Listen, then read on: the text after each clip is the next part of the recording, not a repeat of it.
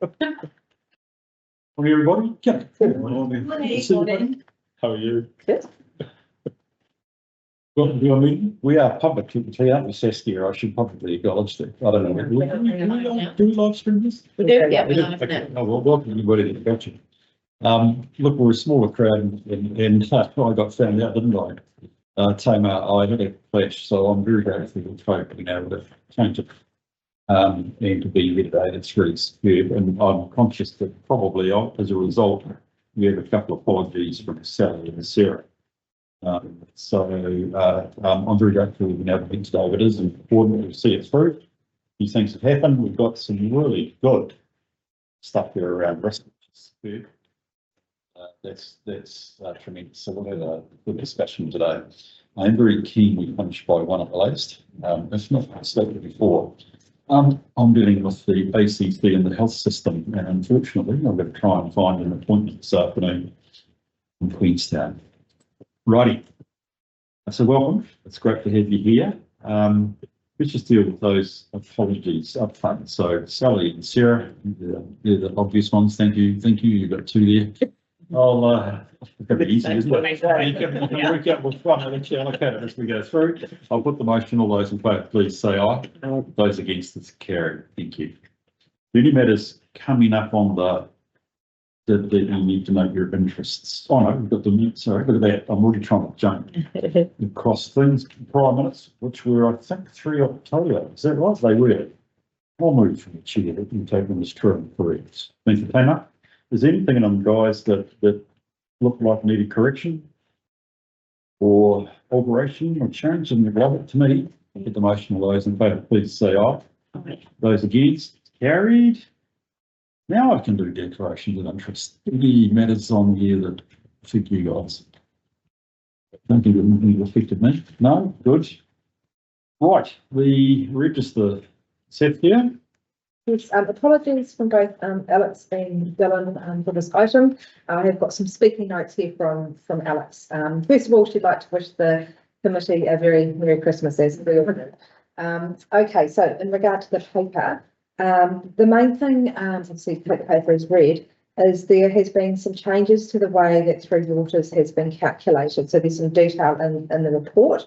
So essentially what Alex has done in conjunction with Julie is that essentially, given the flux that is where waters are with all the reform, as we're starting back at zero in a sense, and will be assessed based on their compliance with the new timeframes they've set over 18 months. There's pretty horrendous workload in that team at the moment, so that's what we're proposing to do here, committee members.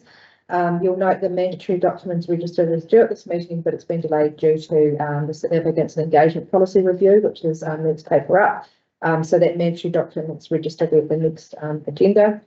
And the next note we have here is we're currently sitting at 87.74% compliance as an organisation. As part of the last LTP, our performance measure target was 80%. That was changed in year 4 to 90%. So we're slightly below what is the new target of 90%. And what Alex believes is that with the work that the organisation's told her that they are working on, that we expect to be complying with that performance target by April next year. The roading team is working on a roading policy review, and they're breaking it into manageable pieces, and they're going to come to the meeting in the first quarter of 2025 with basically the plan to do that work. So that is the notes there from Alex. Any questions? And I'll do my very best to answer them. You're on the maths, Saskia, no worries. Yeah. Yeah, I do have a couple of questions. Mm-hmm. And some of them might be, I guess, she in the discussion point, she says they've got to be reviewed regularly. Is there no definition of what regularly means in relation to this? In terms of our policies? Yeah, so there is it's got a dreadful title. It's like the policy on policies, and so that does set out the time frame. So some have a year, if particularly new legislation or something that committee needs to see more regularly, 2 or 3 years, really depending on how settled that area is and how much change we're expecting. So the regularly does depend on the subject matter, but a minimum would be at least every 3 years, a policy should have a formal review. Okay. And you're talking about the 1st of January 25 as the new baseline. Is there anything we're going to miss by having that as a new baseline? Or is there going to be any implications for that? Like, is any policy going to flick into a new time frame because of that new baseline? So the which area. Sorry.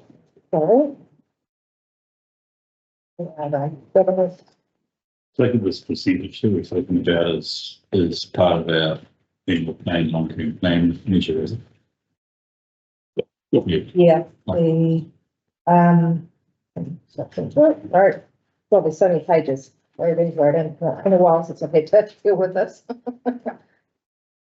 Right, water services, in particular the water services. So the new 90% has kicked in now. So the main ones really are in the water services area, such as the leakage emissions policy. All of that stuff is put in the LTP. So you actually see a few as we go through here that are LTP requirements, which we are working on right now. So I think that the committee can have comfort that we are going to sort all of those out because we did take the enhanced annual plan. So that's the one of most note to me. Is there anything in particular, Councillor Patterson, that you were concerned about? No, I just was wondering if that with that new baseline date, if there was any policies in particular that would jump over and then get missed, and then there is a longer period that they're actually out of date for because of a new baseline. Right, the main thing, the water services asset management plans, and again, Julie's working on them as we speak right now for the LTP. They're due with audit early January. The subdivision engineering standards for water services.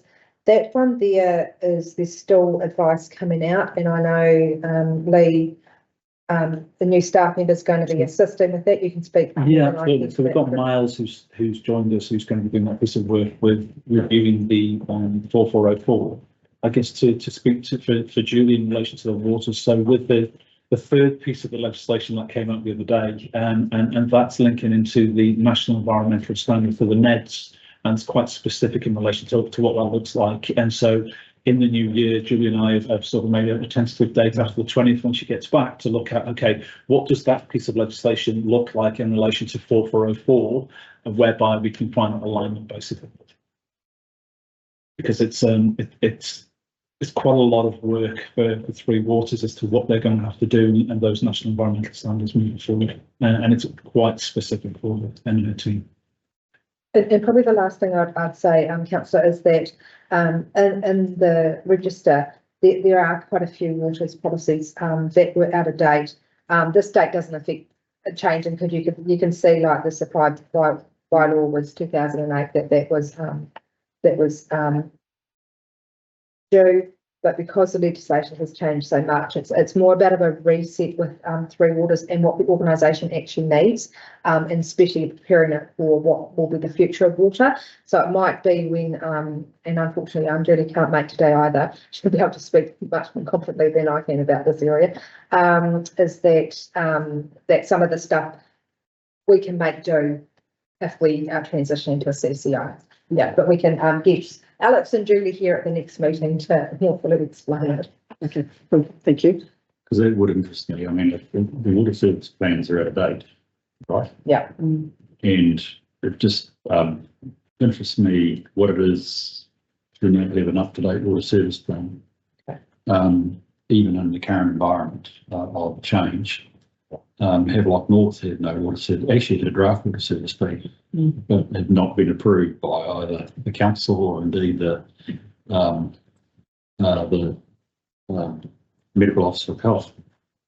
So it came under big criticism, and it's similar actually that you've highlighted the bylaw. bylaws take a bit to change. And I agree with you again, it might well be that this gets subsumed, but I'd love to know that it's not affecting supply if we have an out-of-date bylaw. Because you actually nailed on too, that really, sorry, concern's not the right word to record for this, but given it's dealing with water and public health, tend to have a bit more status than whether we hadn't done somewhere other else. And I guess that applies to the roading one that's out of date too, because it talks about roading safety. So if you're talking about public health. And that one definitely was in Alex notes that, I presume at the next meeting said, early next year, that, the team's going to come back with a plan as to how they're going to go about that. So. And the roading policy and the lighting policy being out by so much, is that due to resourcing challenges or changing legislation or something else? I think that the lighting one is a bit of an anomaly, to be perfectly honest, of where they're actually sat, and we've landed on the fact that it should sit in the roading space because it links to our roads in relation to that. And I think from a resourcing point of view, of QP is working on that along with the roading policy to look at how do we align it, basically, how do we make sure that it's fit for purpose for what we need. And whilst they've been making decisions in relation to lighting, linking in with the NZTA, and Clyde, when we've done the lighting there as well, and having that in a more succinct policy is what we're working on. But it has been, I guess, that prioritisation with the resourcing that we've got.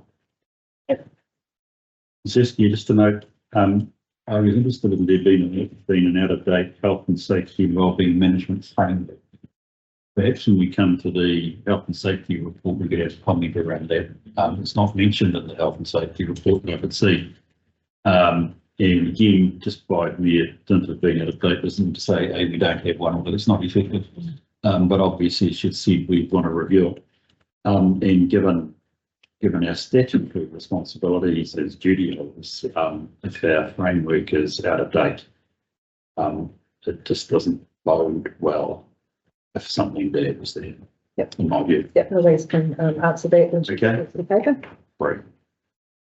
Rightio. Oh, we're looking at some standard things there, which is really great. So if I was to go, we try to get on with my next agenda paper. We've been asked to receive, and we're asking the water staff to calculate compliance with water services by using 1 December as a baseline. Although it says in the report 1 January, so we're using 1 December or 1 January? That's a good point. Yes, So in the report, the recommendation here is 1 December. but in the report it says staff proposed using 1 January 2025 as the baseline date. So you're going to be a material difference between the two. I don't think there's going to be a material difference. So I think if we just go recommendation as written, of course we do change it to January. I'm just not sure why you'd use 1 December.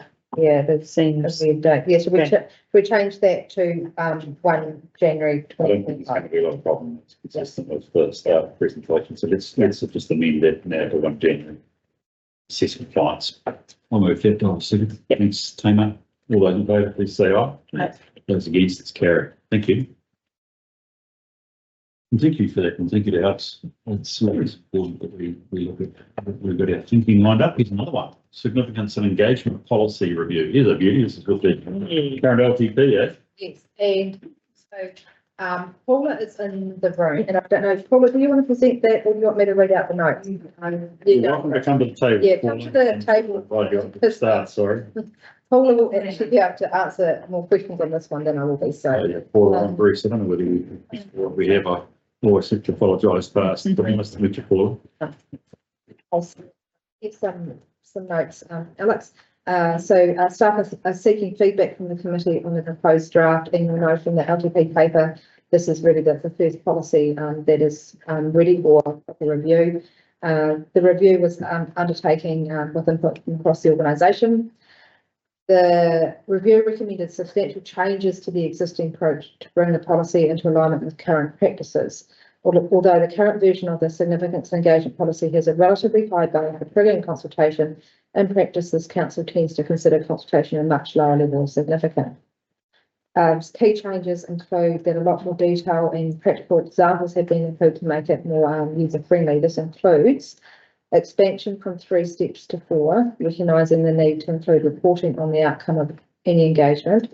Expansion of each existing step to increase the level of information around how decisions are made, and inclusion of steps on how council has taken to increase Māori participation. And in this regard, this policy has been discussed with OCAR since the report has been written. Since the report was written, the following changes have been made, and this is to acknowledge that we've worked with Runaka. So you see that on pages 14 and 15 of the report, and we've added a note about the OCAR website to page 12. Of interest, OCAR have indicated they may wish to make further suggestions, and Alex is currently working with them on these. Timeframes are getting pretty tight for any changes, so any significant change we would have to obviously bring that back through this committee. So there's 2 areas that we're still working on. That is providing some examples to help judge the appropriate level of significance in the table on pages 5 to 8. It can be quite challenging depending on what set of circumstances you're provided, whether or not it triggers some consultation. So just to help start there. And we're also just finalising the strategic assets that need to be listed. This council has previously taken the approach of quite a broad list, so like the roading assets as a whole. You'll recall at the last, the last council rather than committee meeting, there was a conversation that we actually needed to list that out in a little more detail. One thing we're working through is how we list the Three Waters assets in that regard and what that looks like. So we're just finalising that. So that is the notes from Alex. So questions committee, and I'm sure Paul is going to help me out with this a bit. So we'll see how we go. Okay, questions or comments? Yes. Yes, Tina. On page, let me just get there, 54 of our report, which is page 14 of the document. At the top, it says 3 Runaka, but then lists 4. That will be a typo. Right. So, So- in Otago, Tatahu, Manawhenua, 3 Papatipu Runaka, and then we've got 4 there. Yeah. And then I also wondered on page 55, it talks about the evolution of these arrangements is expected to lead to increasing the level of Māori participation in all aspects of council decision making. And I just feel like there's a little bit of a gap in the governance space there. It's all quite operational, and I don't know if we need to acknowledge that in there, or if we add something extra, or if we just go noted. In terms of that, this policy is dealing with the operational side of the business, not the governance side Yeah. of the business. When you talk about all aspects of council decision making, I think maybe you don't mean all aspects of council decision making. You're right, this would be at the operational level. Yes. Great. Yeah. Do you have any view on that, Paula? I think we can pop that in. So on that same page that Tamara was talking about, in the first box, which is under partnership protocol on page 55, it says the following relationship elements are established through the partnership protocol. But I would have, just by the way that's written, is there something that's meant to come after that? The following, or have I just misread that? It's in the 3 boxes that flow from that. But then you wouldn't have a box at the start. Is it just the way it's written? I'm not sure Do we need to get that whole box onto the same? whether it's a box and then bits and pieces. I don't know whether I feel like there's something meant to come after that. But that could be just semantics. Okay, we'll take a fresh look at that. I might just need to have Yeah. So if resourcing work and Kanohi, I don't know if that's the right pronunciation, but if those things are the elements that come following that, well then it looks like it's these 4. Yeah, I don't know, just difficult to follow, that's all. Yeah. But I agree with Tane with her comment about that last little sentence, because it will get picked up at council level as to explanation. Yeah. I think the way I do read that is that the resource and funding rate for the work program in Kanohi are the are the things that flow from the partnership. So it's, those three those three boxes are linked to the one above. Look, they are what flows from the partnership agreement we referred to, partnership protocol, formalised through a partnership protocol agreement between CODC and OCAHA. That's on page 54, bottom of page 54. Talks a little bit more about that. The following relationship elements are established through the partnership program, resourcing and funding arrangements. That's what we do. The work program, Kanohi Kite Kanohi. That's all part of that. So maybe they're just a subset of that. So Yeah, that's the way. they're not standard. Yeah. They're not standalone. No, they are linked to the box. That's what I wondered. Yeah. It's just. They are part of the sort of intrinsic nature of that partnership protocol. There's probably a bit of geography and presentation there that would, That's right. if you make the first box more a standalone. Yeah. And then the three boxes below subordinate universes. This chance of making a different interpretation. And was those couple of questions, please? Sorry, did you have more, Tracy? I've just got one more. Yeah, no, you go for it. Sorry, on page 56. And I guess it's just, I'm a little sensitive about this, where we say promise to the public. Do we want to say promise, or, I don't know, promise is a big word in my Yep, it is. opinion. It's a very emotive word, and it's not that I think it's wrong. I'm questioning the use of promise, whether we say it's a commitment or I don't know, something, but promise is quite big. Search my, where's the word promise? So on the left-hand side of the increasing impact of the decision at the engagement. Yeah. Yeah. So public participation, that was really straightforward, is understandable, but a promise to the public is Maybe it's obligation the obligation. or another word. We'll have it. Commitment. Oh, no, just promises. And that's Emotive. right from that spectrum uses that word. That's right. So that's fine, we can modify that, but that's where it's come from. It's interesting because I was about to make a statement that, and perhaps I will make it, is that when we eventually see a LVP, and if Tamo is saying forward, this is our contract with the community, I'll always have you on about that, because you don't contract with the community through an LVP. Because statutorily, it's a statement of intent, and you can't be held to it actually legally. So it's interesting. I'm always a bit hesitant when I see a level of simple but hard word like that, which possibly doesn't quite sit with. Having said that, this is about significance, not about the whole LTP. That's right. Maybe it's our commitment to the public or something along those lines. Thanks for that. Just a couple from me. Paul, I was looking at the significance as a continuum, always like a continuum. But most things are one way or the other. The arrow pointing to significant, is that actually a particular place, or is it just, if you get over halfway, are you in a significant matter which would require consultation, or is it just the sort of an indicator? That is an indicator. Right, okay.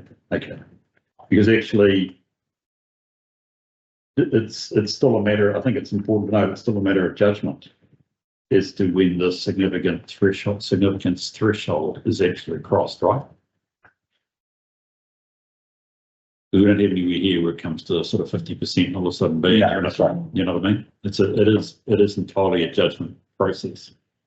So I don't have trouble with this, but I was just thinking about how does something which is, it might even be because I see later on your potential consultation things. What about all the matters that might be politically significant, but actually in financial terms or other operational terms minor?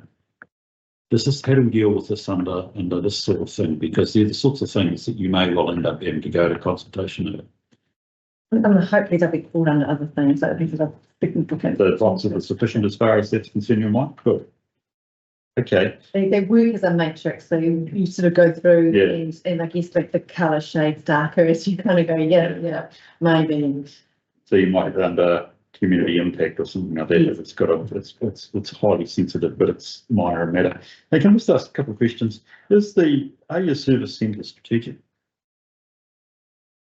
Why well, would you? that's a good point, but if you're Roxburgh and Renfrew, I suspect they are, aren't they? In fact, they are locally really important.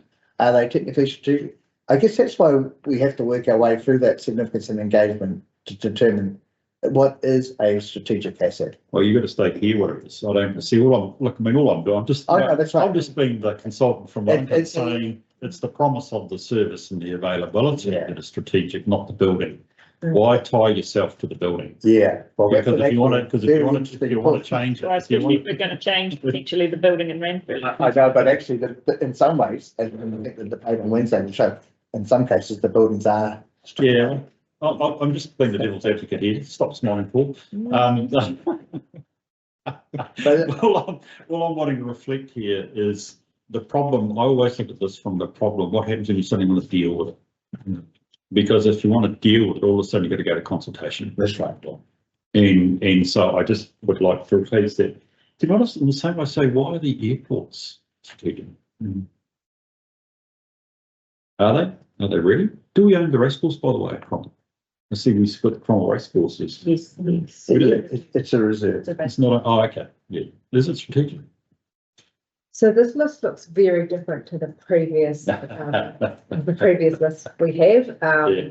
And I think there still needs to be a conversation at ART around some of this, because you're absolutely right, Bruce. This does tie council's hand that if you want to go east or do something different with any of these, it is through an LTP or an amendment to an LTP. So, and we are looking at some community halls at the moment, so that will get captured, but if we want to do something for the race course, we'd have to wait for the LTP. Yeah, well, it's a reserve as well, which Yeah. deals, you have to go through. And then like a jump on the race course, that's a piece of, that's a reserve that's currently being looked at for other purposes or recreational sports Yeah, activities. So it is, and like Queenstown Lakes as well as a regional sports hub.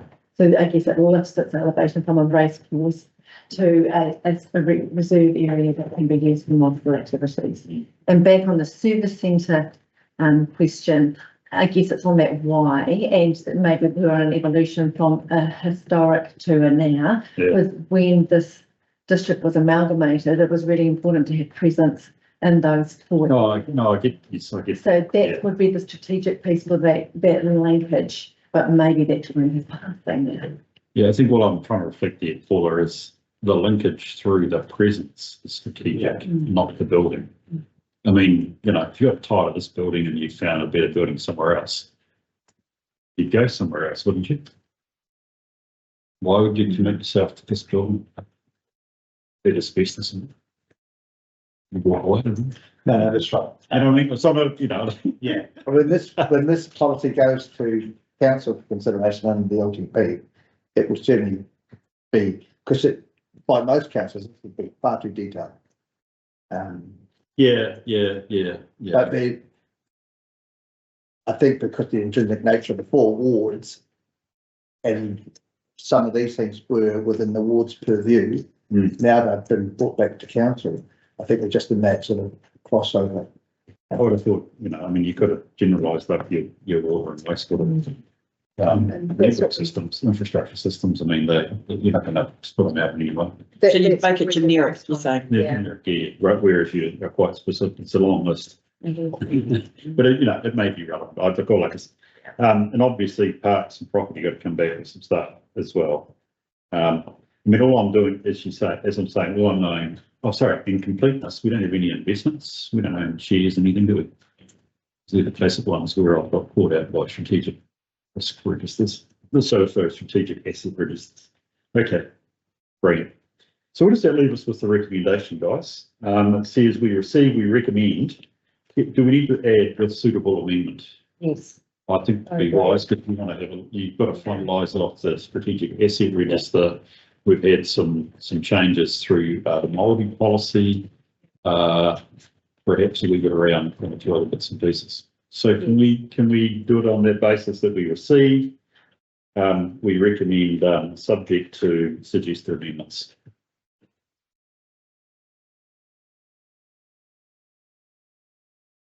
And will be it for consultation as part of the long-term plan. Thank you, Tracy. Thank you, Tana. put the motion, those in favour, please say aye. Against, it's carried. Thank you. Righty, Audit New Zealand. Hey, thank you, Paul. Appreciate that. Now, committee members, Are we going to have Hudaki zoom in?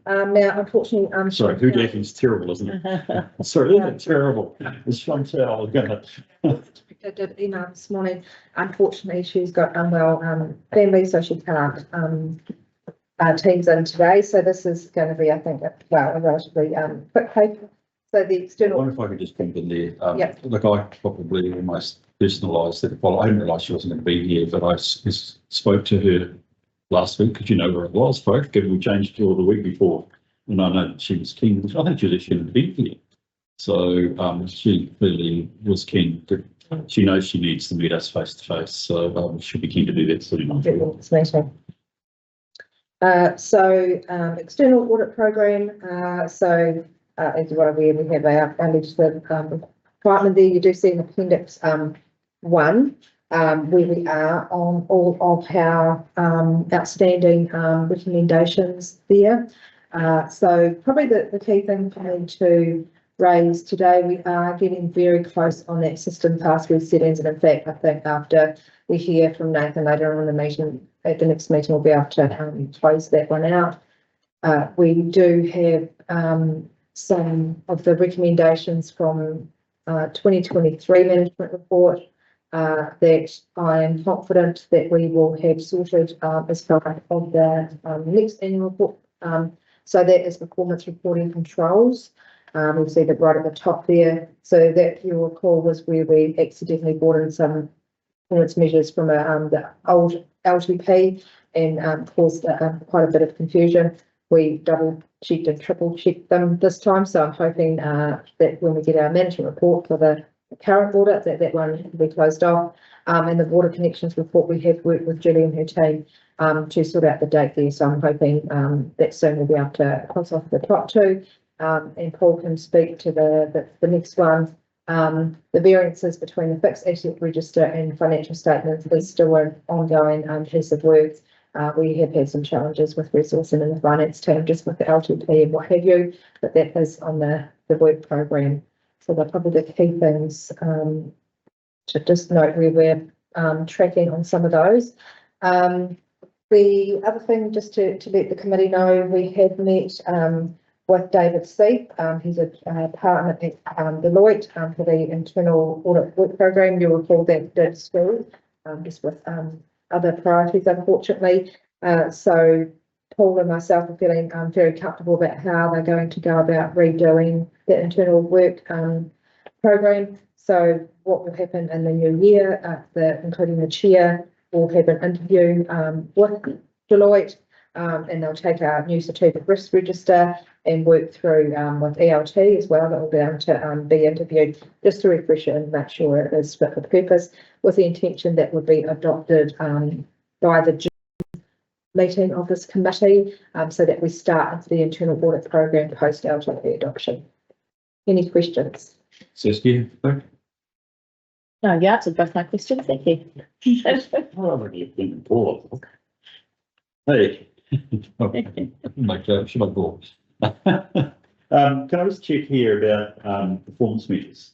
Yes. Because quite frankly, I didn't really think the answer was sort of quite on target. The issue here is the need to establish internal control around performance measures. And I'm just conscious that as a sector, we need to be we've even been reminded already, Saskia, of the equal importance the auditor places on the verifiability. So the ability to be able to vouch for reported performance as much as it is on the financial numbers. And there is absolutely a renewed sense of, do we have the systems of control that mean that the information received, the information we produce has got the systems to support it. And I think we have that with the annual report, right? Am I right? I think I can't remember, commuter, was it smoothness or something? Yeah, the roading. Yeah, whatever it is. So, you know, the systems of support that we have for our performance measures need to be the equivalent standard of those we have for our financial transactions. The only problem being is that performance measures, and I'm not going to pick on any department, but it does require a cross-organisation response, whereas internal controls with financials just tend to come out of your finance function. And if I was to talk about road smoothness and think of other councils, I have seen blame between at least two departments as to why we have not met a measure. And I just better to say this as a generality rather than necessarily being specific about Central Otago. But there is a lot potentially behind that recommendation from our auditors. It's worthwhile. I mean, it's really a rhetorical statement, isn't it?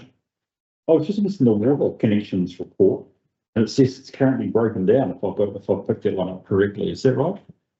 You look at the two lines. This is some trouble with an A3. It's currently broken after a change over to the cloud, but IS are looking at it. So you followed that up.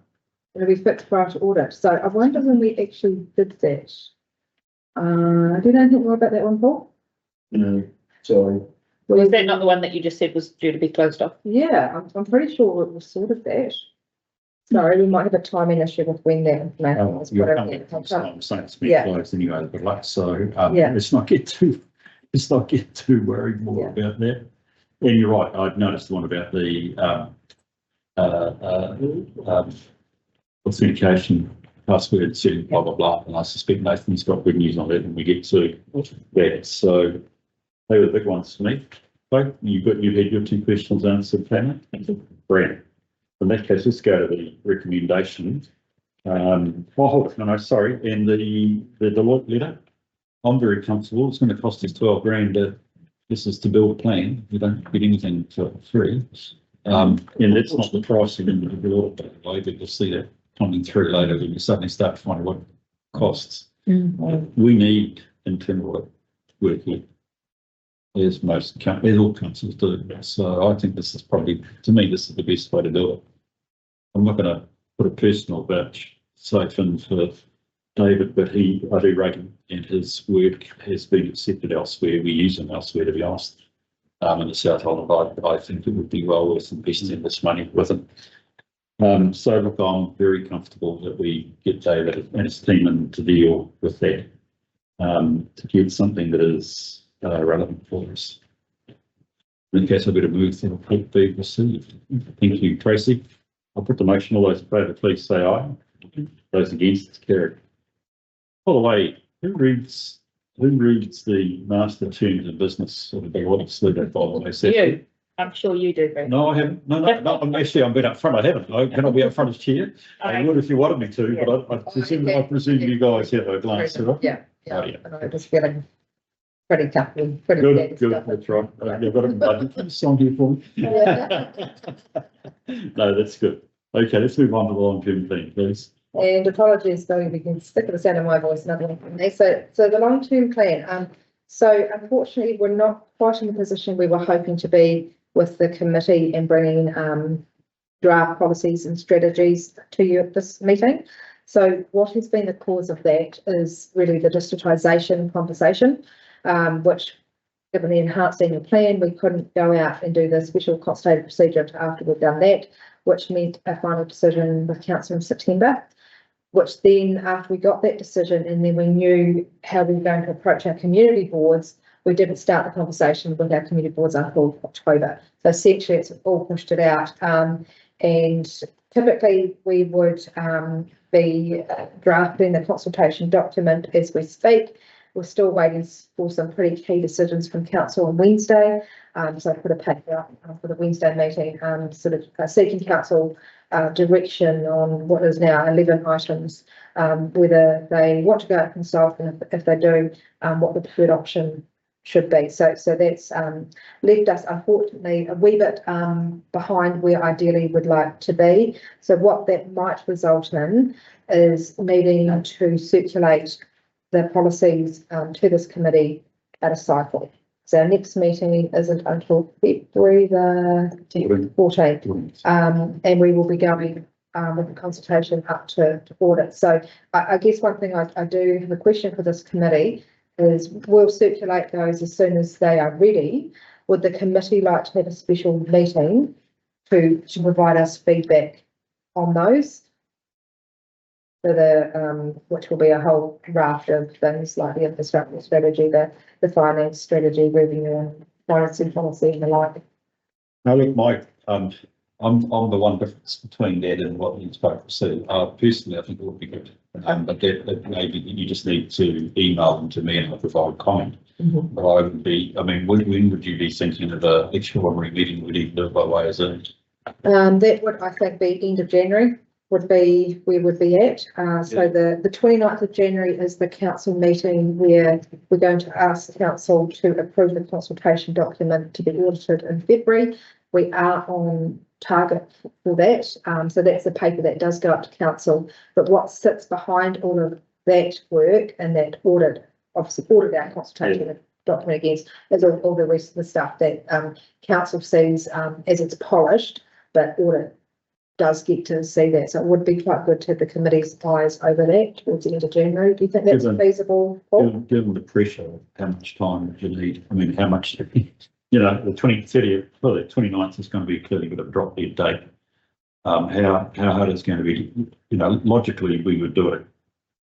Well, say at the start of that week, we'll end of the prior week, but that's almost a week earlier. Is that, have you got room for that one, Paul? In all honesty, Mr. Chairman, if we had another 3 months, that would be good. January traditionally is quite quiet, so that's when we can put maximum effort in, but it will be tight. Well, look, I could suggest possibly either the 22nd or 28th, a couple of days prior to the meeting, but that maximises your chance to get it all done for the organisation to get done. I just wonder whether that would be and I can put that in. I better acknowledge I better come back to work at some stage. And it might be that some of the material was sent out, the consultation document will be in a really good state by then, because of course we've got to get it ready for the 29th, regardless, you know, obviously needs to go with the agenda. So that's one thing that would be ready. It might be just some of the policy work still needs a bit of polish, but we can definitely work to give you really good drafts. So you can 28th, back 27th time. I don't acknowledge I'm busy, but 28th, would that suit you guys? We had a short meeting. Well, actually, because staff will make it work. I'll bring up to the committee members. Well, I mean, the risk is having the day before we suddenly find want to make a big comment. You might, you know, need to have a wee bit longer. So if we see the 28th. Pencil it in, we can confirm that a wee bit close to time. And we definitely, if there's something like within the consultation document you guys have picked up, we can verbally raise that with council on the 29th. Yeah. So just to clarify, that's the only thing we'll be dealing with at that meeting. Yep. The LTP stuff, we're not required to be. No, special purpose, let's just have it and we can make a decision close to the time. I mean, it's not that hard to work over here. So, the third question that's going to come around the council table is, has audit risk been? yeah, so it's me. Sorry, it's the 29th, you said 28th is the day before. Yeah, so we can make that work. Okay, good. Okay, let's deal with it. So, if anything broader with the LTP paper at this stage. So, just above on page 82, so there are 8 matters of consultation, and that's it's now up to 11. Yes, yes. So what have I added in? Which is usually a big number. Potentially.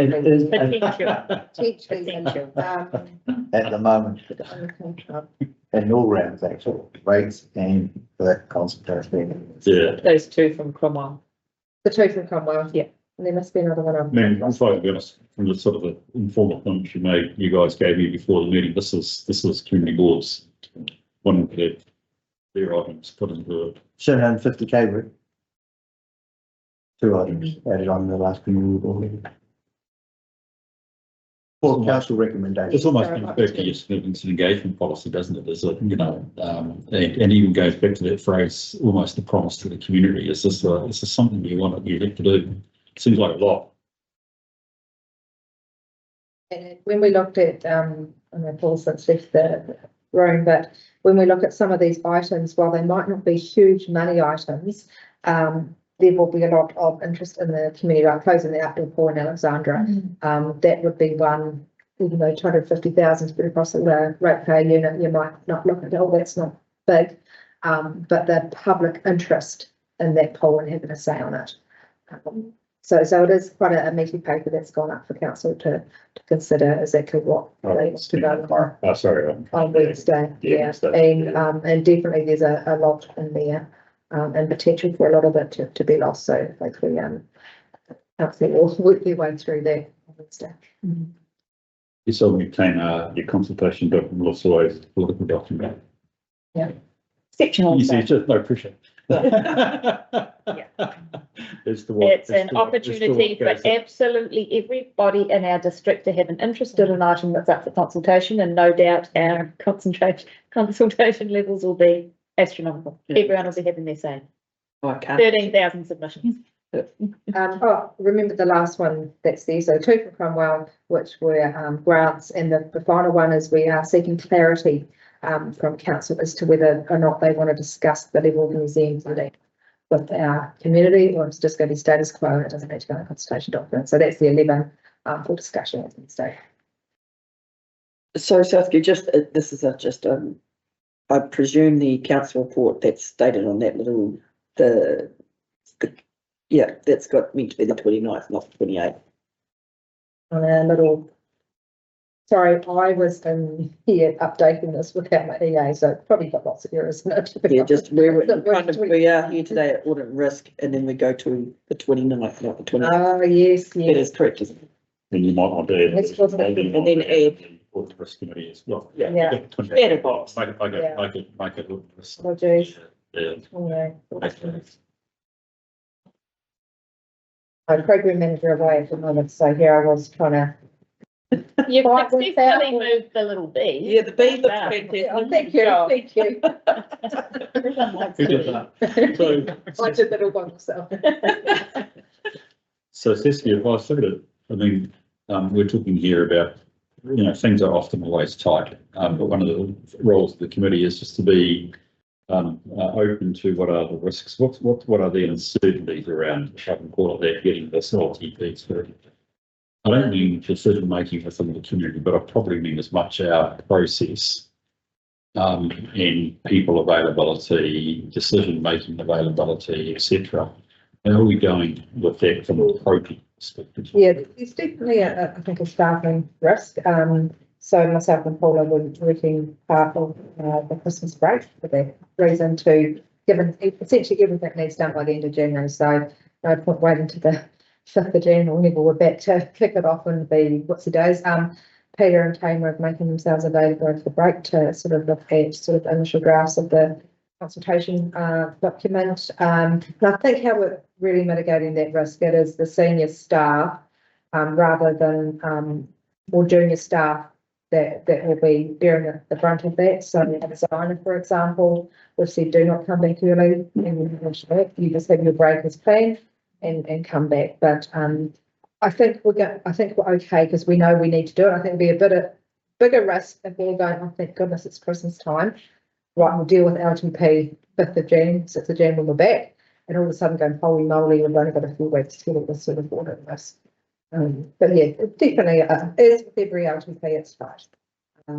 But so we've got some agreements already in place to get through some of the work. So the other thing that you consulting on is establishing a CCO. Yeah. For Yes. 3 waters, Hopefully. which in its own right is a separate stream of work. Yes, It is. it is. How's that going as a project? It's almost our 3 waters. Yeah, project, that's right. but you know what I'm saying here, Peter. It is. And because I probably want to raise more of the politics around 3 waters. I'm interested again in terms of process and project management. Yeah, so the intention is under the Water Service Development Plan, we'll work up 3 options. The status quo, which we have to, potentially a single council CCO. Yeah. But actually, we're sort of putting a bit more stock into a regional council CCO of 4 like-minded councils. So that, well, I thought it's part of that page. Yeah. Yeah. And so the CEs have got their first meeting this week on the multi-council. The first 2 WSDPs aren't too difficult for us because we've got to come up with it as part of the LTP from a process point of view. And the single council CCO is just trying to extrapolate what are those additional management costs, overhead costs that you would establish, and what some of the structures you might have to create if you take it out of council as a standalone entity. And so we'll be doing those two in-house, and we're pretty confident we can do that with some support from the analyst at Rationale who we use. The third one will be interesting because then we're all tied to certain timelines. So us and Waitaki are putting lines in our consultation document, and ideally it will be the preferred proposition is a regional council CCO. And then we'll be utilising, I suspect, the likes of Morrison Lowe have been doing quite a bit of work in this region to help us on that WSDP. And it's probably most likely, not guaranteed, that we might have to consult again because the information we've got at the moment is pretty scant, and the legislation allows you to consult on the best information you have at this point in time. But as we work through the process of what is a joint model look like with collective, I suspect then that we will be looking to consult again with a lot more detail. But that's something for the councils to consider, and it could be that all 4 councils will be looking to consult at the same time. So all the information's out in our respective communities. Now, we don't know what that time is at that point. We know it has to be before September, but when should it be? And when with council's decision making and elections and all that sort of stuff, when is the appropriate time? But if we can land on the preferred option is to go into a regional CCO, then it makes it a little bit easier for us in terms of the LTP, because we know, and all these councils too are probably looking at a 2-year establishment. Then we know at 2-year mark, we will be transferring the water services out of council into this new entity. So from an LTP point of view, it's a little bit cleaner when you have that sort of transition date. So essentially your resourcing now is to get yourself, so you've got the 2 options that you will have until as concurrent consultation in this LTP. That's right, but so the proposition, if we land on it, is the proposition will be a regional council CCO, which then means that's right, we'll balance that up. Sorry, what was to get your regional CCO proposition done properly. You're struggling to get aligned that now with your LTP. Sorry, it sounds a bit negative, but no, but you're right. But the legislation, you can point to it with the best information. So we have the Morrison Lowe data, which sort of tells where we would be financially. Yeah. But the second consultation we're probably going to have to do on just the water services plan would be the one that's going to be much more detailed. But we couldn't probably not talk to it in the LTP. That's the challenge. Yeah. So I could probably add a wee bit more on. So what we need to do is include the preferred option in the budget. So That's right. So Paul and I met with our equivalent over in Waitaki, and how they're approaching it is essentially in their budgets you have status quo versus it's no longer in-house. So they're ahead of us with their audit timeframe. So we're going to take a leap from their books for the purpose of this LTP. They've got some really good words around basically in-house or to go to an independent company. What form that independent company will take, we do need to work through with this water services delivery plan. So basically what the LTP will become in terms of consultation is a conversation with our community is, does it remain in-house? And this is what it impacts on all the other activities within council, our levels, rah, versus 2027, we put it into another entity. So we think that's the best way to manage it at this point, knowing that the regional conversation will not be done by the time end of January is when we need it done to have it properly in there. So Peter's right, there's probably going to be two lots of consultations in some respects. So we'll just work that through in the next little while. Thanks for a hell of a year, isn't it? Yeah. Yeah, thank you. Rightio. Any other questions in from you guys? There is anything? It is actually Saskia, by the way. I understand where you're going. I think that's probably the right way to go. Can I move us to the recommendation that we received for? Thanks for coming on, Anthony Tracy. I'll put the motion. All those in favour, please say aye. Those against, it's carried. Bring it. Treasury report, Saskia. Okay, this is actually quite a straightforward one because the committee actually received this report 30 September. We circulated and tabled it at your meeting.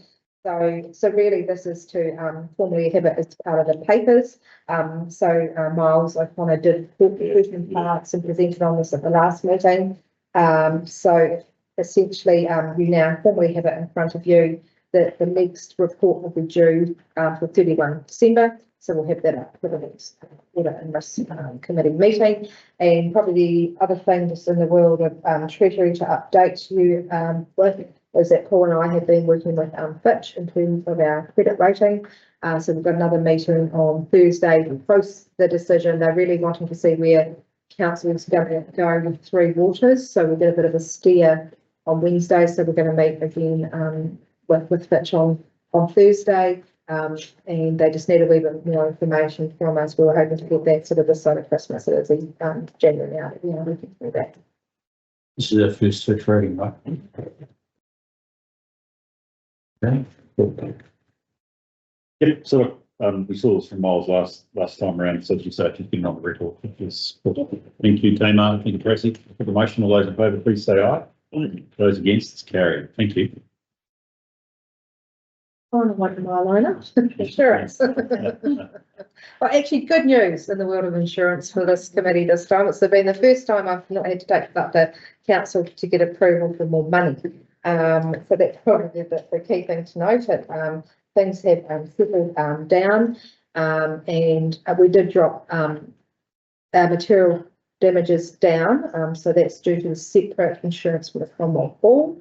So what you do see in the report is some, as expected, minor changes across all the other aspects of our portfolio. We've made no significant changes to our portfolio. We believe we've got the right level of cover. I do recall at a previous audit and risk committee meeting, it was raised about whether or not we increase our excess, particularly around the material damages, to bring that down. We did look at that in the last renewal and it didn't save us much given how many minor claims we were having, and particularly in regard to the damage to public toilets. We now have Amelia, who is full-time with us from 1 January, which is very exciting. So we are going to do a good review of our portfolio for the next renewal, given that we have now a full-time staff member that can dedicate a bit more time to it. And we do, so that's probably all I'm going to say. We do have Elaine, unfortunately she's got COVID, who is, and Sally as well, I see. And they were just going to go through a presentation, I believe. But just a wee bit about what's happening in the insurance world and just to talk me through this report, and then we'll take questions from the committee. Oh, thank you, Saskia. Welcome, Elaine and Sally. And Elaine, well done. If you're not that well, thank you for being on Zoom. I appreciate that. In your hands.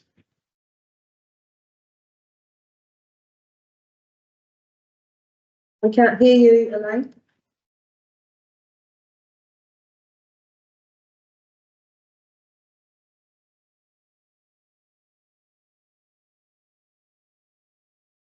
No. Elaine, is that a variant? She could have been out this percent. Can you hear us, Sally? Hi guys, thank you. Sorry, Elaine's just running back to the office. She'll be there in a second. Technology, right? Yeah, you got it.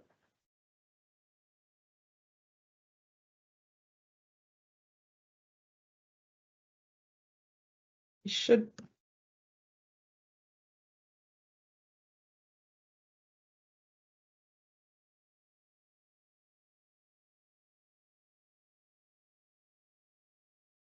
Elaine, can you hear us now? Hello. Hello, sorry, technical issues. My name's Elaine and Sally Parker from Aon, we're your broker who looks after your insurances.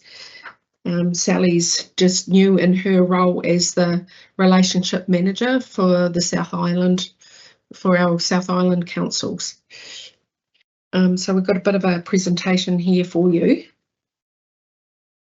Is that up on the screen? Yeah, that's ready to You go. can see it, thank you. Right, so the first slide, first of all, we're going to talk to you about the market.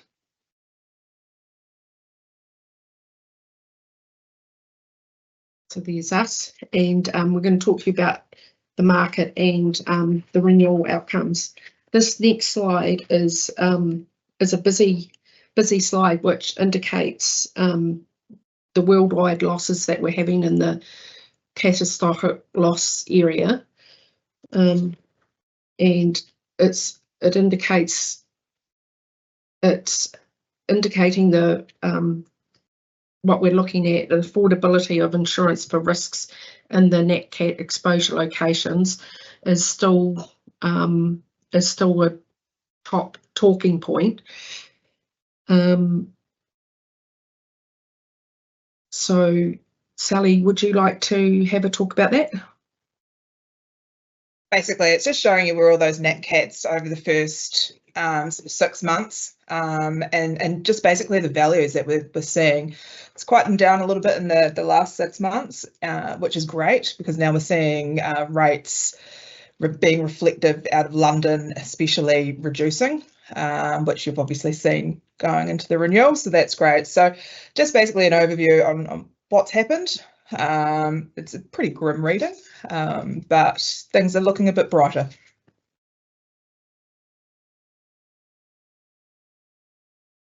So then on the next slide, it's just a bit of an overview, basically. So nat cat is being spoken about a lot in the political agenda. But like I said, at the start of the year, I presented to council when I was helping Elaine with this presentation, and I think it was to you, Bruce. It was a very poor picture, the outcome of what we were going to look at, because we had all these nat cats, and I was saying, you know, premiums are going to increase.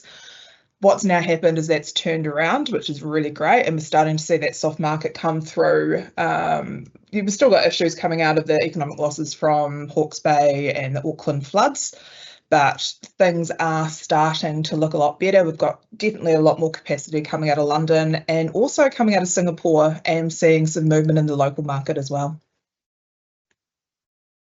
So that's just an overview of the global market. So Elaine, did you want to talk about the renewal outcomes? Yep, thank you.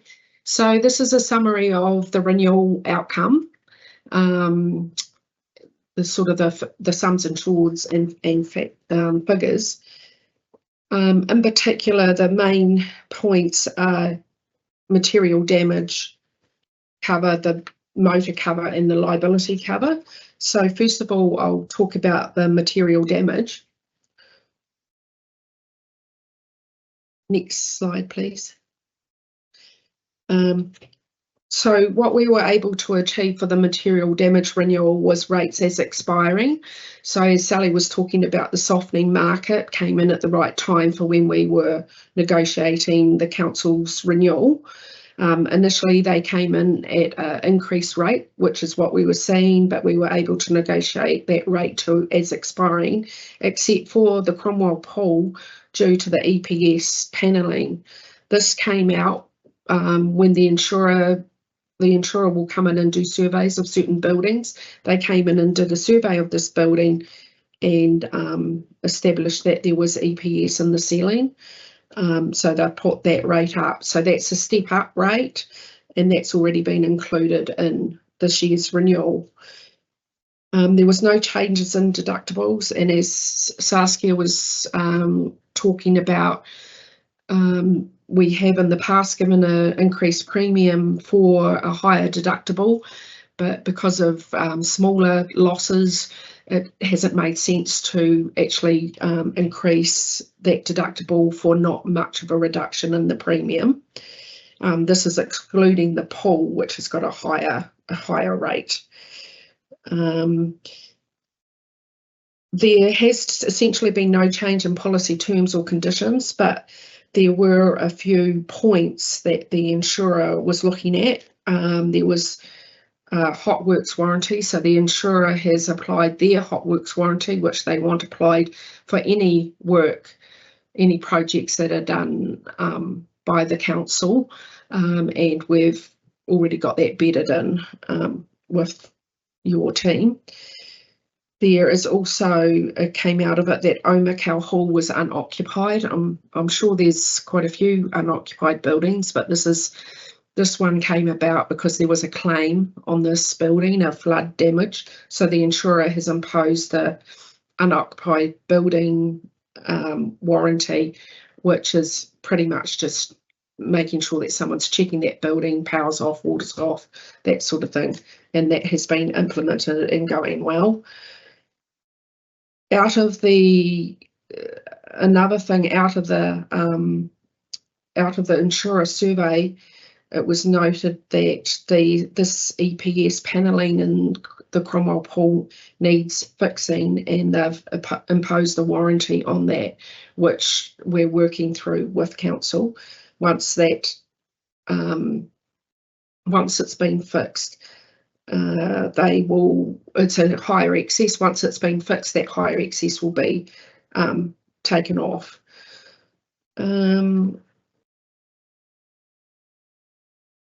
Also, it's noted as part of the renewal that the Fire New Zealand emergency levy has been increased to 13%, and that's included in the premium. So there has been some increases in that premium, but overall a lowering of the premium. One of the crucial parts of a renewal is having accurate data. It gives us the best rate outcome when we're negotiating with the insurer, and that includes an updated valuation, which is required before next renewal. Next renewal is the 1st of November 2025, but to have that piece of work done in time, we are needing some appointment on that ASAP, so we can program that work in, and also working with your financial requirements. This data is crucial to get the best rates, as I said. We have a team of valuers that have completed many council valuations and provide detailed reports that the insurer expects, that include construction, occupation, protection and exposure. So that's the outcome of the material damage. The next point is commercial motor insurance. That is generally on the increase due to losses that the council have. Council is still running at quite a high loss, 70%. Insurers run at break even at about 60%, but this is a lot better than last year, which was 201%. So well done, council. There is the option to include an excess to lower the premium for window glass claims. But as the location of Central Otago District Council there is a lot of windscreen claims, due to roads, gravel, etc. So that hasn't been taken up. Right. And Elaine, do you want me to talk about the liability for you? Yep. Away you go. Okay, so there's two layers. You've got the primary layer and the excess layer. So we'll just talk about the primary layers first. So still really limited appetite for this sector. We did see premium increases, and that's just basically based on the claims notifications coming through and those claims being paid out. We had a bit of a fight on our hands. So we've now got a building act aggregate across the 36 councils. There's a list on the next page. You can see all the councils. So that was put in place basically due to councils and an issue in June with other councils and a market leaving. Basically, it was going to be a $30 million aggregate, but the team in Hamilton managed to get that to 45, so that was a really good one. We do have stats around claims. We're never, well, we're not going to say never, we're not expecting to get to the 45 mil aggregate, but we will get some stats to council for that. We're also going to be providing quarterly reports to council so you know where the limit is. And our understanding from your insurer, Berkshire, is we ask the question, is it claims lodged or claims paid for that limit? And it's claims paid. So it's not just notifications on the Building Act. So yeah, and just basically it's shared between the 36 councils. That excludes Auckland and Wellington. Sally, it's Bruce here. How does that get shared around the councils? Yeah, so first serve. Yeah, so I was speaking to Matthew, I was in Hamilton a week or two ago. So what we're looking at doing is getting a memorandum of understanding drafted, because that really needs to be nutted out with some urgency, because it is really first in, first served. So we need to come up with some sort of MOU which is agreeable across council. So Matthew is working on that presently, so I'm sure he will be in touch at some point to discuss that further. Do you know what our claim history has been around this area? No, I'm not. Zero. I don't think there's been any, but Elaine could confirm maybe. No, so there has been no claims since Aon have been your broker for the last 5 years. Yeah. No claims above excess. Okay, and just on the councils I look after as well, there's been very, very few that have actually gone through to claim payment. So on the next slide, there's the list of 36 councils. That hasn't changed, but we're calling this Group 1, and we'll get into this Group 1 and Group 2 when we talk about the excess layer, which is the next slide.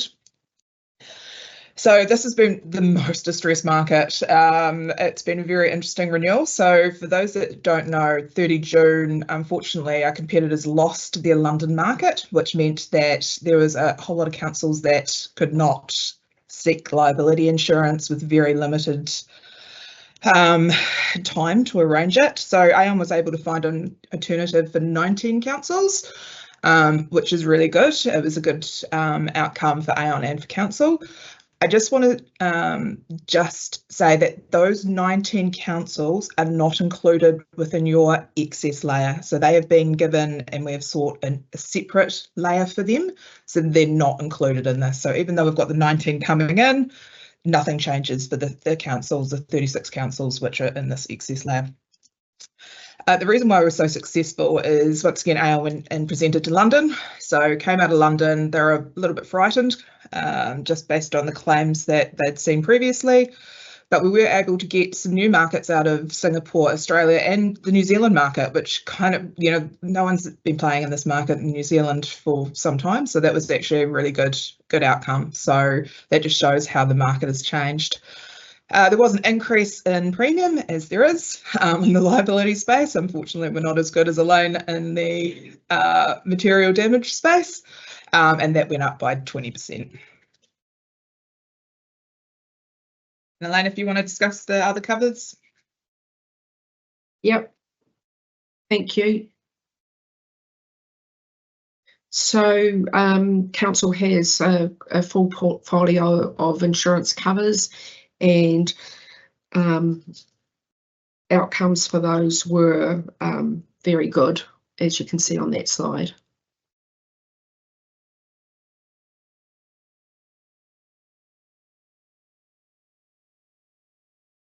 So we have there are some future considerations to look at, and we've already talked about the valuation, very important to our negotiating and keeping your rate down, having that accurate cover, that accurate information that we can negotiate with. And that proposal is over three years, is it, Elaine? So it's a third, and third, so the cost isn't right at the start. Yes, yeah. So also other covers that council could consider were our annual contract works. At the moment, council do have contract works cover under the material damage policy of up to 2 million. That's for projects that are involving existing structures that are on that schedule, on the material damage schedule. To have cover for new projects and maintenance work, an annual contract works cover can be an economical way of doing that, and we're discussing that with your team at the moment. Fine arts, we've talked about that before. There's limited cover under the material damage contents cover in the material damage cover, but to have full cover for your arts, we can obtain a specific fine arts policy.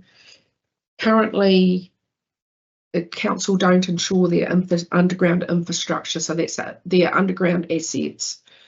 And I believe that's a point of discussion too. Just Also, on that, a lot of sorry, Elaine, Yes, just on the infrastructure, I know that you do not insure it currently, and that for whatever reason, but that may need to be, I don't know what your plans are with the water reform for council.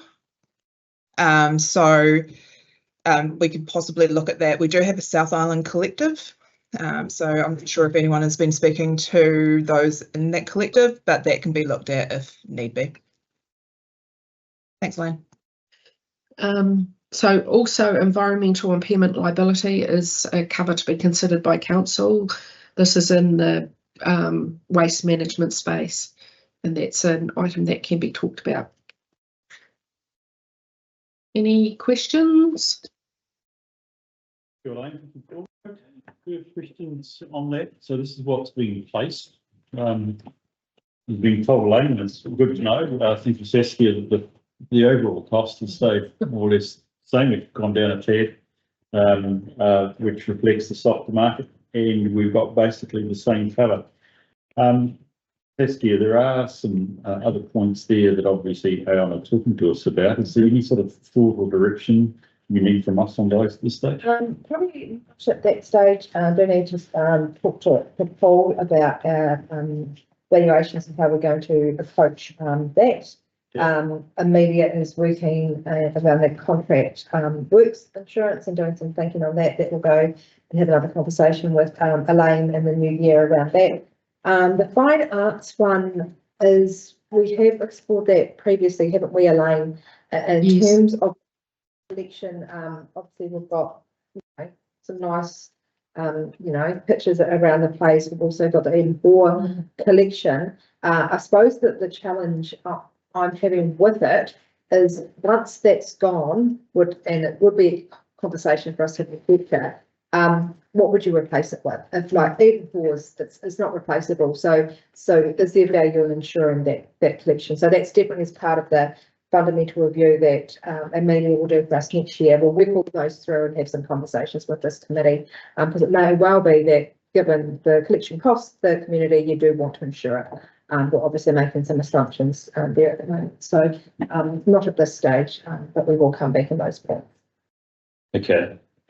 And I think somebody on the track, and I think I just know there's a lot on this coming year, but somebody on the track, a short review of probable loss would be, or a maximum loss would be valuable as well. Yeah. Overall, particularly in relationship given to no insurance around underground assets and what have you. Yes, and bridges. And bridges. Yeah. Okay. Okay, that's really helpful. Thank you, Elaine and Sally. That's given us a good sense of where we're at and with a wee sense on the year ahead of us, which is really good.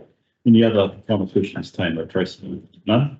Can I suggest I will move the report be received, and we thank Elaine and Sally. Got a second, please. Thank you, Tamer. All those in favour, please say aye. Aye. Those against, it's carried. Thank you, Elaine. Thank you, Sally. Thank you. Appreciate it. Thanks, Bruce. It goes well. And the time, people. Oh no, we're just hang on, aren't we? Procurement policy. Let's keep going. Do we need a break? We've got one at 12:20. I'm going fine, but are you guys okay?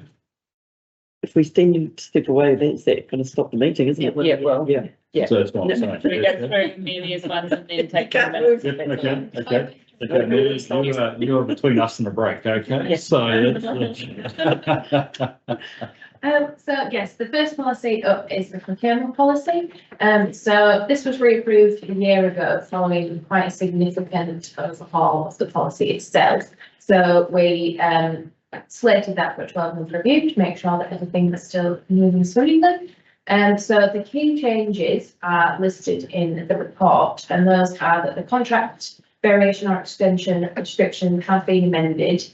So it was previously quite harsh in that we put a 20% limit on those contract variations or extensions, whereas we've removed that limit because there are genuine logical reasons that contract variations or extensions should be more than 20%, but those would need to go through a non-standard procurement process, which means there are additional approvals required for that approach. Supplier panel spend limits, so that's been clarified. If the supplier panel has been established using a robust tender process, then the $200,000 limit has been removed. So if the panel was just established through like a quotation process and a fairly low level entry requirement, then that limit would still stand. And that just allows us to, for example, with water services doing their professional services panel at the moment, some of those will or could be over that $200,000 limit. And it wouldn't make any sense to kind of go out and do another tender process when we've already been through a tender process to get the suppliers into the package. Retentions process details have been included in the policy. So this is a requirement under the Construction Contracts Act. That retention money is held in a separate bank account and reported upon. So that process is underway. Our finance team have that all in hand, but we've just made reference to that in the policy to make sure that everyone is aware that they do need to follow that process.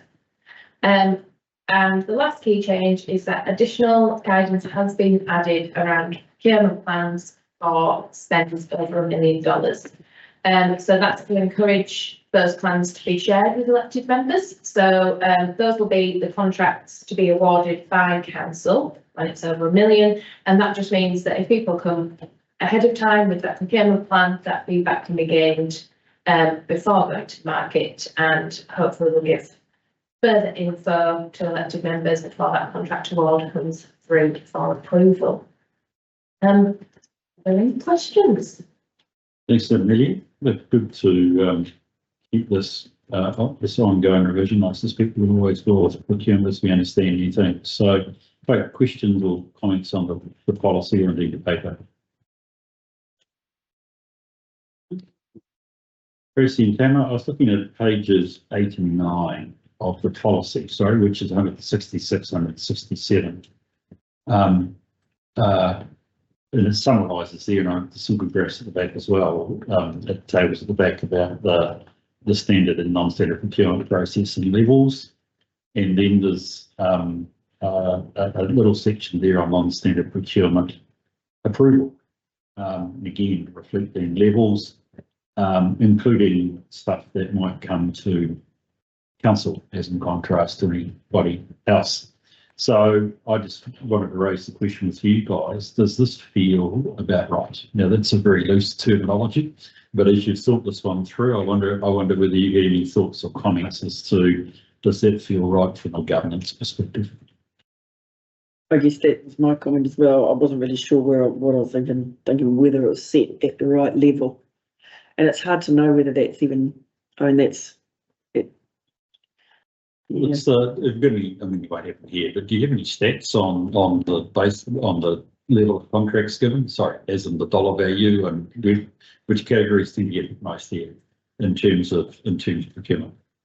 So because of the way our operations and maintenance contracts are set up, there's not too much individual procurement in the infrastructure space.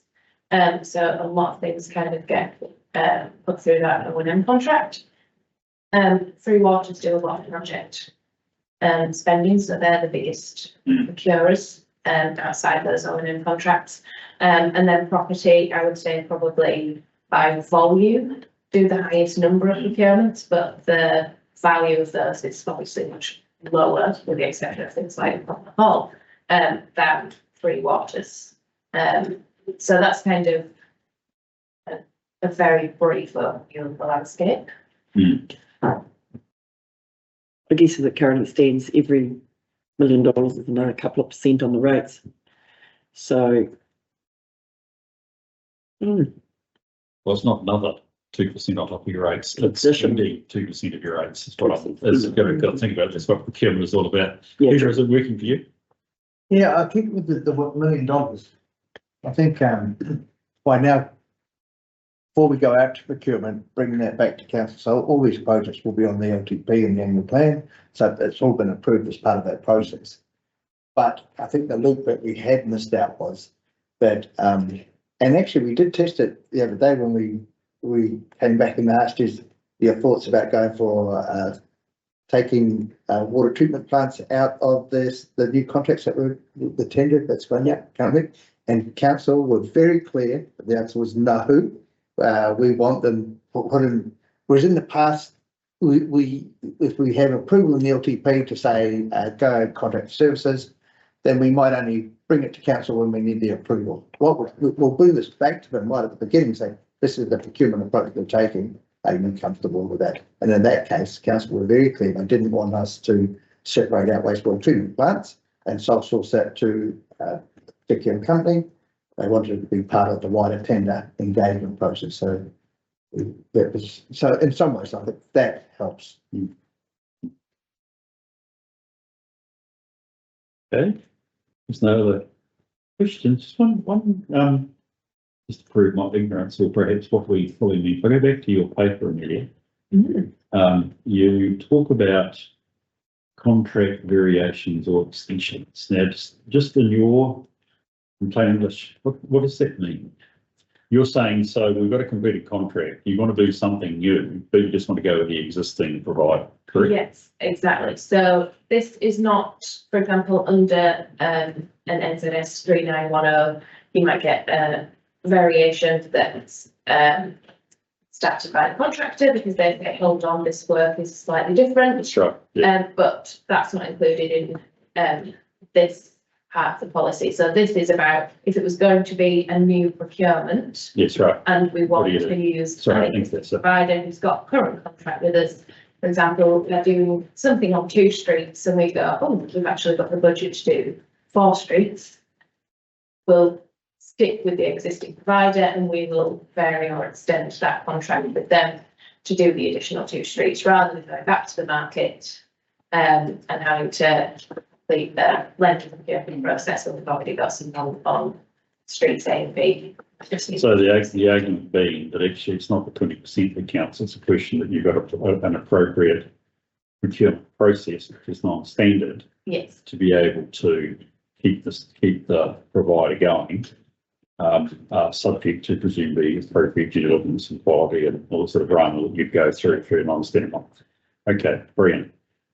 Supplier panels. What is the full tender process to be on the supplier panel? So if it was a full tender, it would be an open market tender, usually published on GETS. I think sometimes we use Tenderlink, but we've moved away from that in recent times. So that would be with full weighted criteria to make sure that the suppliers on that panel are meeting all the criteria that we want from them, rather than something like a quotation process where we'll just go out and get rates and have, you know, various conditions that they must meet. So I'm just trying to think how you operate a panel. So you decide you want a supplier panel for something. You would go out seeking expressions of interest. Yes. So that would be a full expression of interest. We've actually just done that. We've just completed the supplier panels and quite surprised at the number of responses we got. Yeah. But then how do you engage one of those? Is that a panel blend that's being done through a full tender process? Yes. So then there would be a secondary procurement process. That's right. Okay, good. Yeah, established whether that's, you know, we've got the preferred or we go through every single one of them on a cyclical basis. But I think the one we've done recently is the professional services one, which has gone through the full tender process. Something, for example, if property wanted to set up a trades panel, that would likely be more of a quotation process, and we'd likely want to share that work sort of around if we had 3 or 4 electricians that wanted to join a panel, which would probably be on that lower end where we'd cap that spend. Whereas the professional services one, we've done a robust process with that. And the procurement plan's over $1 million. It's left discretionary as to whether it comes to council or not, because we use the word may. Okay, and how do you exercise that discretion? So that is listed as being required by a group manager to confirm whether or not that should go to council. Because we do acknowledge that there are some things that whilst it is, $1 million, actually it's not something that council find particularly high risk or complex or unique, and actually they're comfortable that we're kind of just going to go ahead in a manner that they would have expected anyway. A good example, Bruce, of that might be once our insurance portfolio hits over $1 million, whether or not, I get the renewal and go, oh no, we need to think about whether Aon's our broker, which, obviously as we go through to make sure we've got the right relationship here, that would be a good example where we need to have insurance, and it would make a whole lot of sense for me to come to council over that. But then there's others where we might be going out to procure, I don't know, for the roading contract, where it absolutely makes sense that we bring the procurement approach to council first to make sure they're comfortable with that. Yeah. Cool. And sorry, I'm hogging the questions here, sorry guys, but I have to say, 168. The value of each bottom section, the value of each engagement under the panel is dictated by several factors, is detailed below. It's the third bullet point. Can you just explain to me the third bullet point, please? Seems like a multi-year contract. Do you have the number? Page 10 of the draft procurement strategy. Well, it's the one with with all the amendments, sorry, the annotations. Yes, so. When establishing a panel, the total value of all engagements under the panel should be estimated in order to establish the appropriate approver.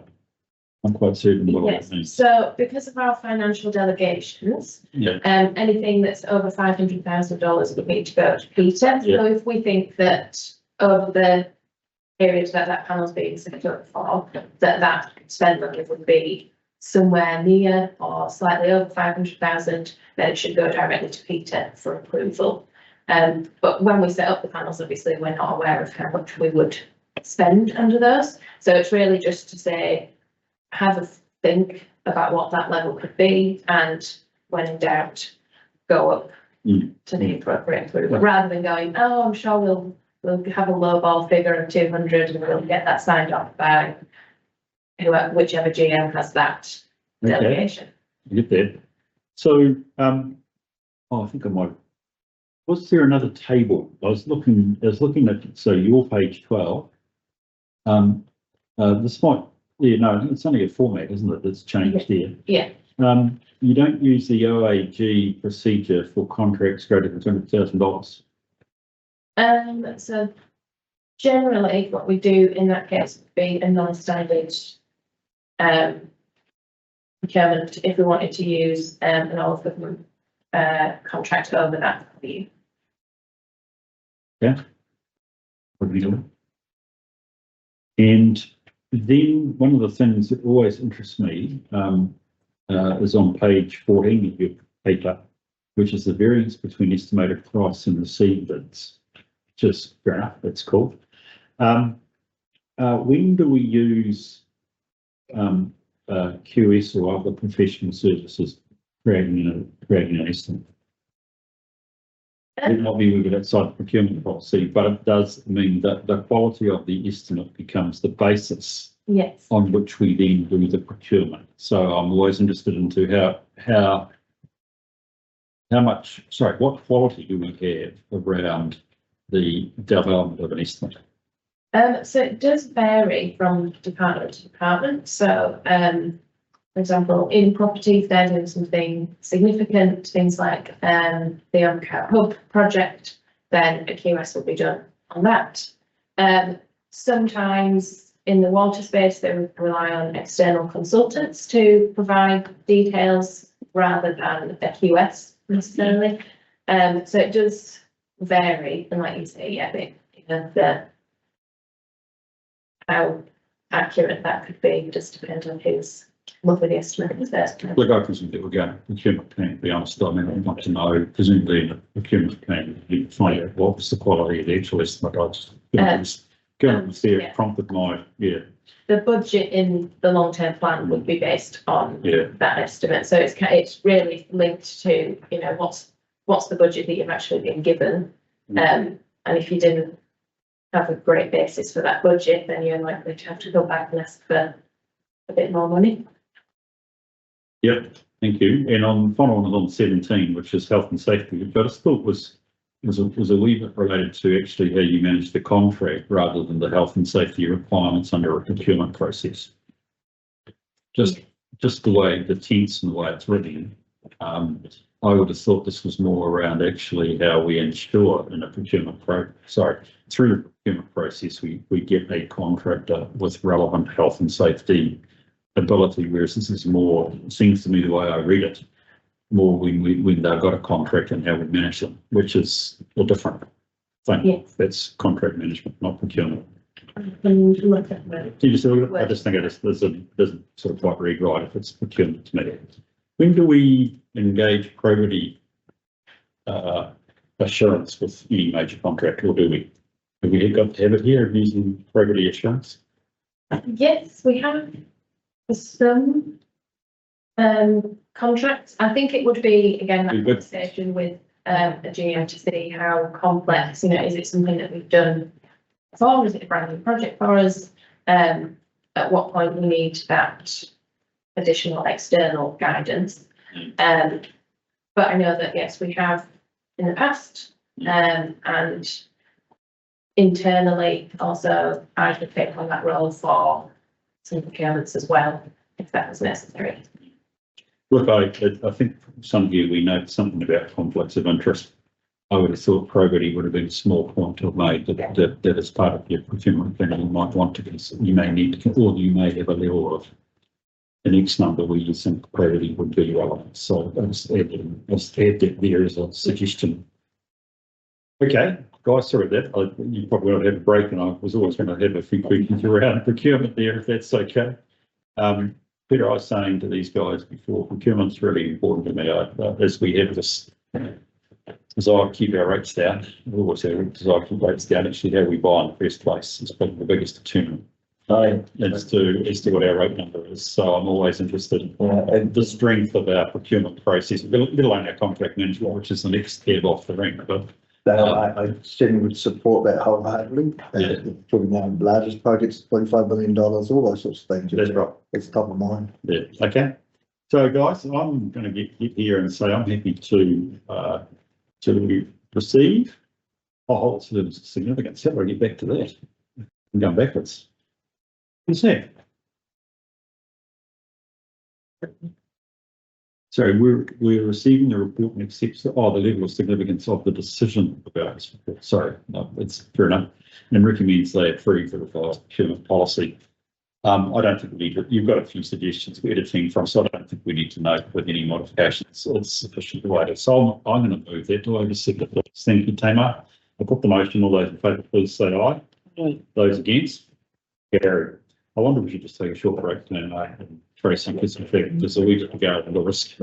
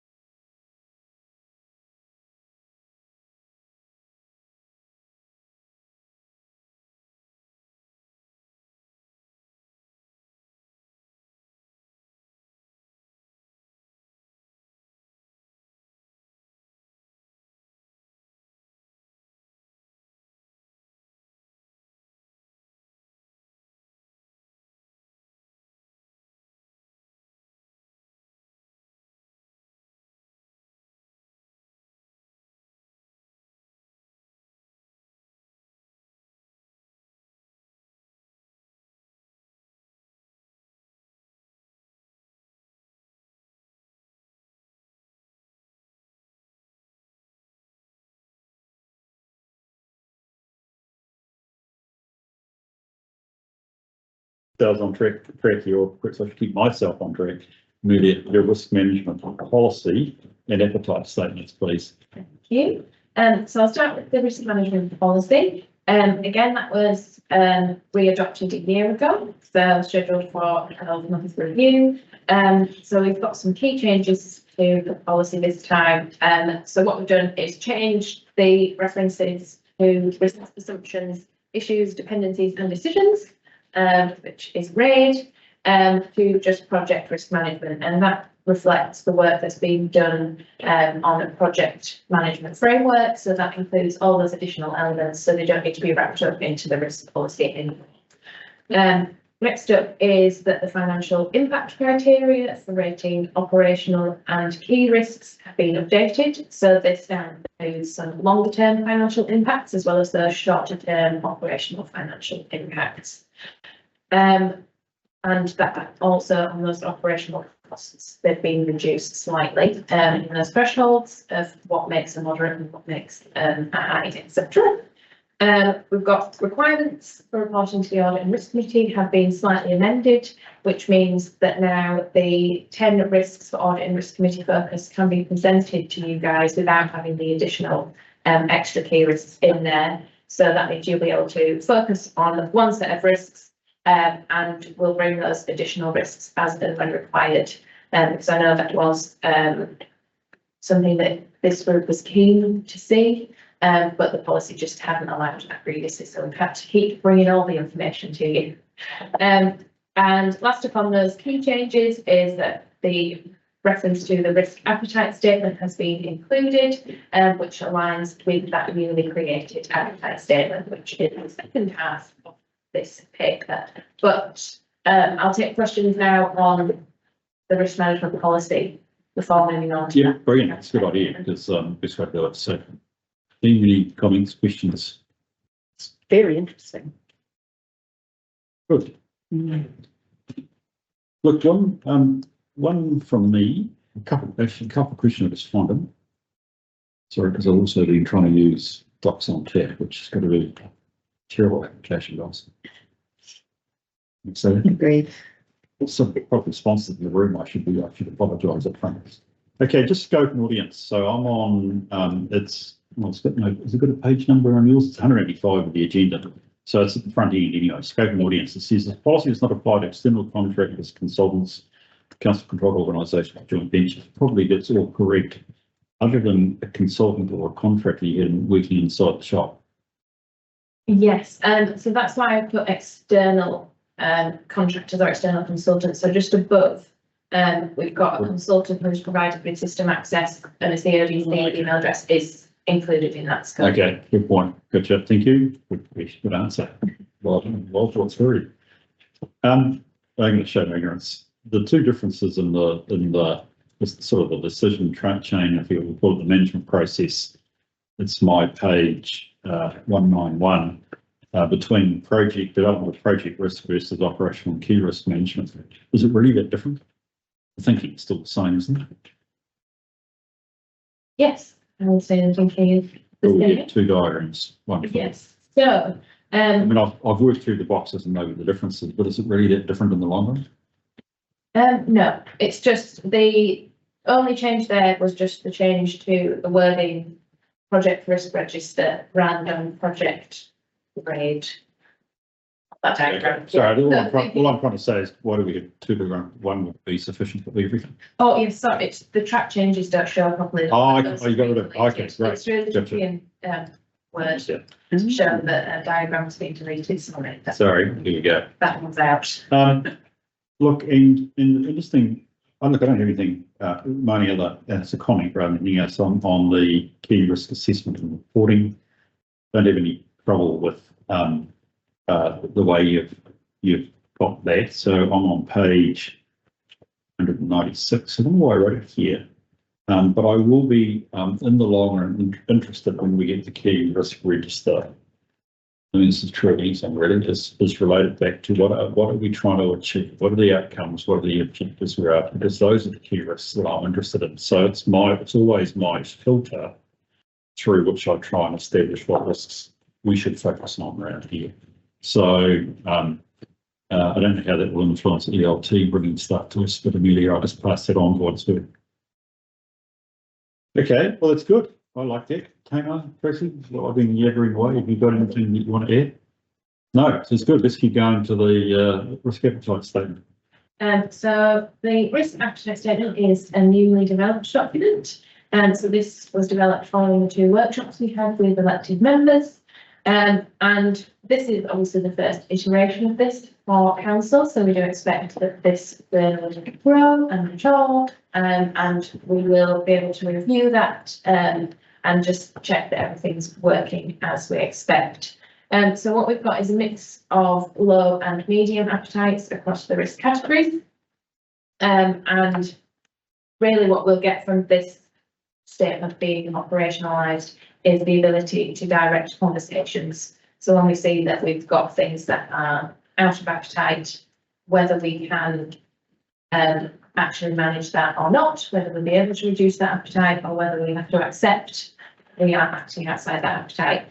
Those conversations we've sort of indicated where we're at for now in the risk management update. But until this obviously is approved, we won't do any work to kind of do that as appetite acceptance or treatment conversations.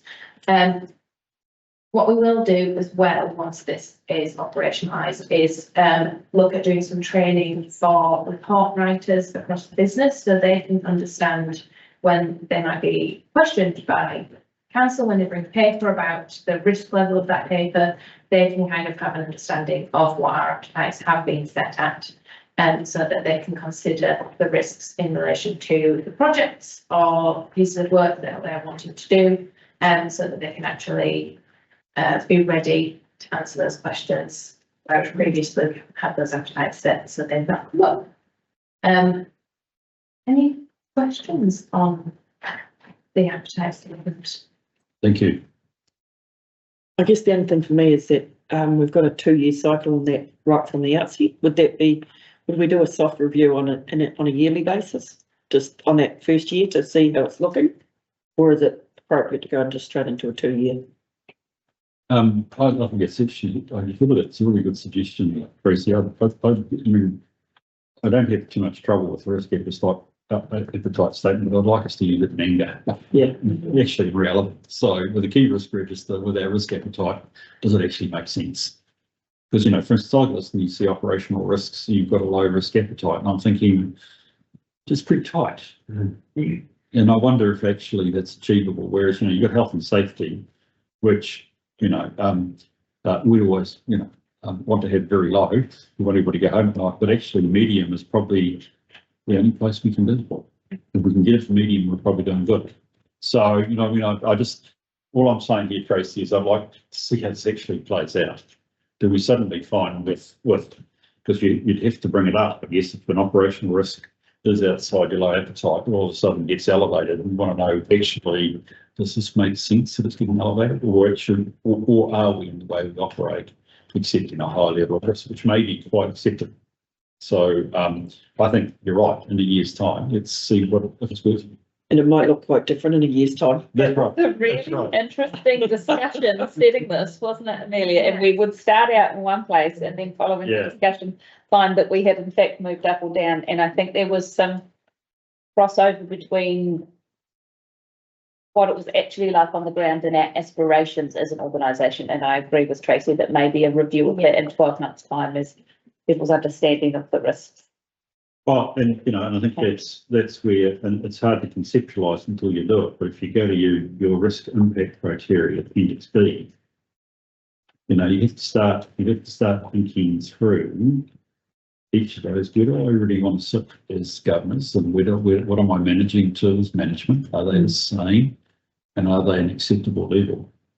You know, they're interesting reads to be less. I mean, I don't have any trouble with where they're at, but you know, it's actually applying it to what we're prepared to accept. That actually becomes interesting. So like, I think that's a good point, Tracy, and I think we would want to see this in anger for a year, and then we have a reflect data setting to write. I mean, I make some assumption that always, in a sense, that you're backing out of it, and not do that would make a lot of sense. Any other thoughts or comments, Phil? So I think we're saying green light, let's kick this off and see how we go. I think it's the key thing. It's great, we've got the structure, and if I picked it up correctly, next year we'll start with getting some sense of the actual risks with the sense of appetite. So we'll start looking at pretty nice with this. So well done, Amelia, it's tremendous. I sense you've done a lot of, with that, I'm obviously only here quarterly. I sense you've done a lot of work in the background with this, so I'm deeply appreciative that you've got it up and running. It's great. Okay, so we are going to receive, we're going to recommend to council approval of both the policy and the risk appetite statement. I don't think we need to note, we can make certainly have a look at the program a little bit later, Tracy, that we built and review.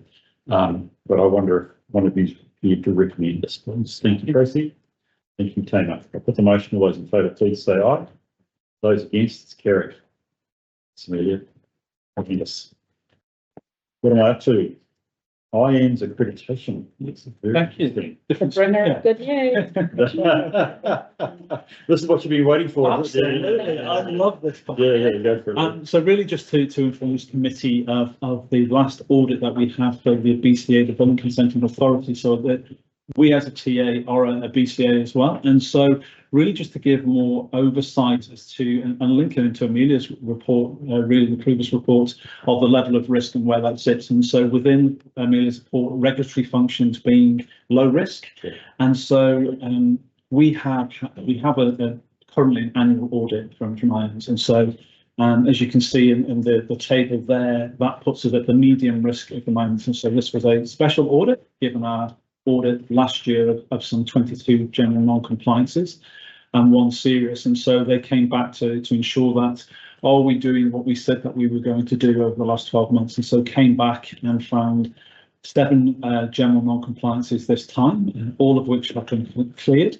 And the outstanding sort of matter as well that I mentioned, the report being cleared by the 20th of this month has also been cleared too. And I guess, Mr. Chairman, just to that point as well of looking at that level of risk and putting it into action was a matter that I took to council as well, of looking at that level of risk. And as a BCA, we kind of seem to fluctuate between a 2-yearly review, annual review, 2-yearly review, annual review, and needing to have more dedicated resource to that consenting work, of which council agreed, and we are looking at a team member who can focus solely on that piece of work, as well as a separate team member to focus solely on TA functions as well.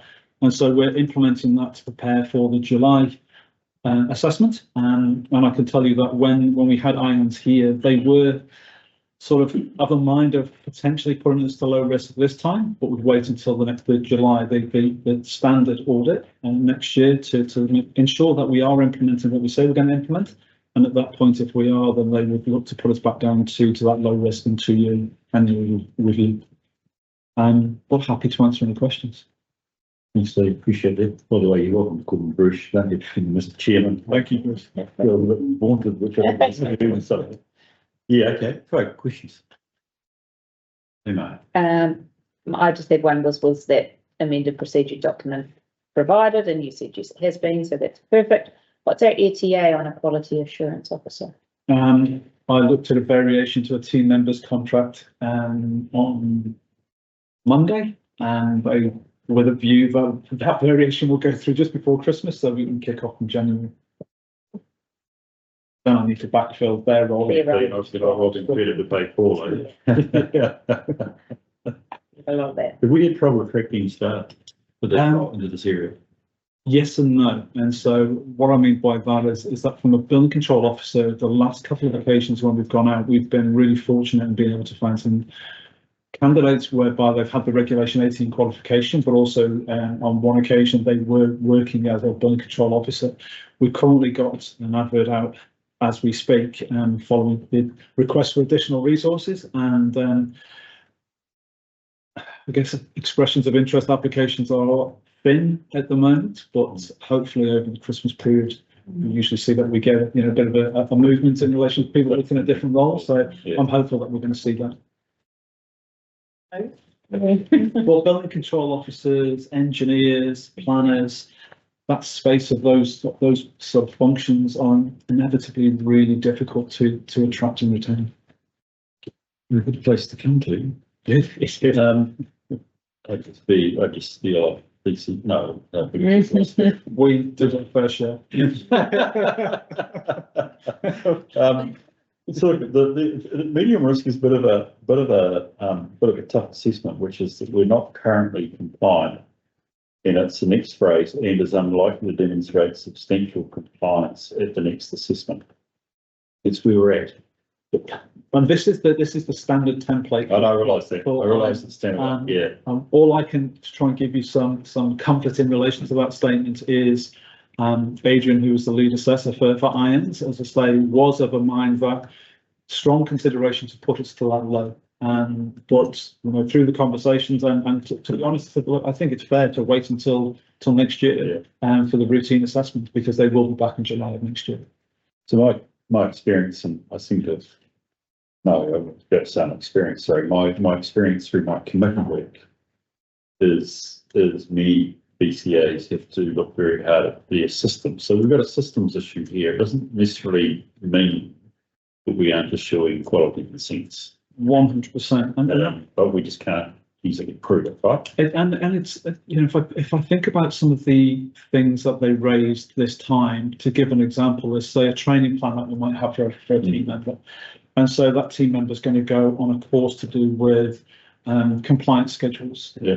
And so we want them to gain more information about systems, etc., for that specified systems like a fire exit. And then part of the requirement is to monitor the effectiveness of that training that was undertaken. So we might have missed that part off in relation to not updating the documentation that we've got, but that will be a general management plan. And from that point of view, we have annual competency assessments for every team member for that, all of which they are maintaining and increasing on an annual basis. Whilst the legislation's changed for that recently to say we could go to 2 years, we're maintaining that on an annual basis at this moment in time. We will review whether or not we push that out in due course, but I feel that the importance of those annual competency assessments to make sure that we've got teams that are trained, that are able to ensure that quality consents are being put out to customers. I think that's the key part of it. So it's always struck me that a quality assurance officer can be really important for an IAN's confidence Absolutely. process. And actually, sometimes it seems the scope of the assurance officer is also to make certain they pass the next IAN's audit as well. Is that what we're doing?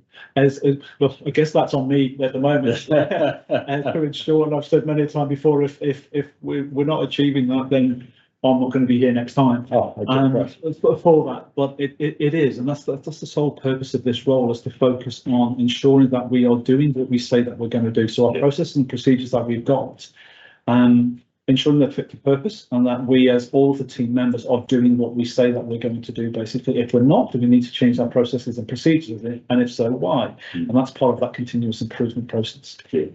Okay, cool. And the other thing is additional follow-ups. Yes. Okay. Well, thanks, Lee. Any other questions for? No, thank you for that. Oh, thanks for that. It's good to know where this is at. It's part of the sort of total assurance package we need as a committee about a whole range of things happening operationally, but which we don't need to dive into unless the odd issue like this here. So thank you for that, Lee. You've been good and transparent. So I'm going to move that we received the have a second, please. Thank you. Tracy, all those in favour, please say aye. Those against, it's carried. Exciting topic of animal control data. Yes. Thank you. This was an interesting one for me of my team bringing this to my attention of with the National Dog Database and with our system that we have. Currently, we are now with Magic Cloud, and previously we had a separate sort of add-on system called Regidog. And as part of that process, the contractor that we had in place at that time, who was helping write the scripts for us as council, was proving challenging to maintain communication with. And as we were finding some issues with regards to us sending our data that we've got in our system to the National Dog Database, we found that simple human error of dog registration period, put in the wrong year for one of those scripts, basically. He did a patch in relation to addressing that, and we thought that everything was okay, and the information that we're passing on a nightly basis going to the National Dog Database was getting updated, and suddenly then we got a huge influx of errors coming through too, and you're like, what the heck is going on here? So we looked into it and we found that whilst that patch repaired that issue, it had a knock-on effect basically. And so we've been working with the National Dog Database to talk through how it's occurred, what can we sort out. What I can confirm is our data that we have in our system is 100% correct. We've linked in, as I say, with NDD. They're looking at how they repair that patch their end, and they come back to us only last week to confirm that they've found a solution, but they can't implement it this side of Christmas. And so I would hope then by the next time this committee meets that we can provide you with an update to say that matter has been resolved. I realise dogs are importantly, despite my jokes, but I guess, okay, thank you. Questions or comments? I just wondered, it says that that's at our cost. What is the anticipated cost of that? I asked that question on a couple of occasions and I haven't had a price yet. So as soon as I know that, I will let the results know. I haven't even got an indication as to what that cost is going to be. Well, I'm sure It's very user-pay system, isn't it? it is, and I'm quite sure that it will come out of the current budget, not be looking for extra budget. But I just don't know if that's going to be $1,000 or $5,000. So I don't know what that figure's going to be. And are we confident that human error won't occur again? We absolutely are now. We no longer use Register Dog. Yeah. And the system that we have with Magic, I don't believe that is ever going to happen again for the automation that we have in place for it. Brilliant. Move and second. Thank you. Well, both please say aye. Don't you forget Sarah who moved the name. November wastewater compliance report. G'day, must be Joyce, is it? I'm Bruce Joyce. How are you? Nice to have you here. Thank you. On your hands. Chair Hilda, I take this report as read. High-level summary of the report.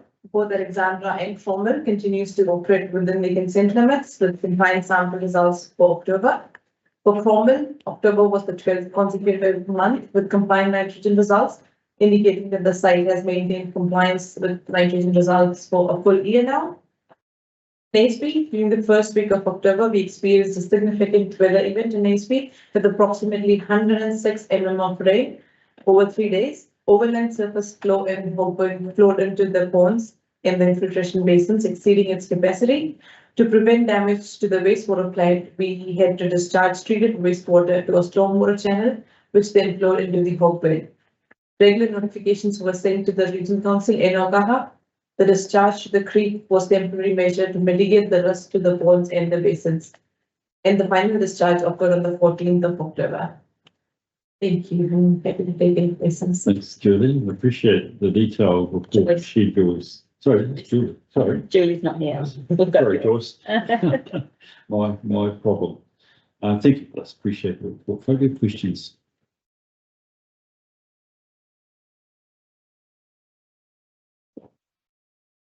I presume this is not news to you guys at Governor's Head.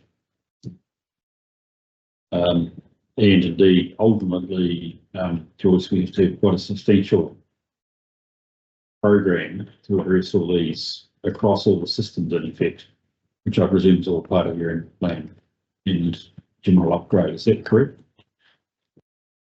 Yep. Yep. Brilliant. I was trying to work out which is the biggest scheme issue. For some reason, Ramsey got from my brains, but maybe seems to be. But now it's going to, was that improved performance? Yeah. That has been. How does that, with these issues, how does that place us with the regional council in Te Mataroa? Specifically for Homeland? Well, any of them. So with wastewater sites, we don't have any, and we don't have any notifications to come at that way.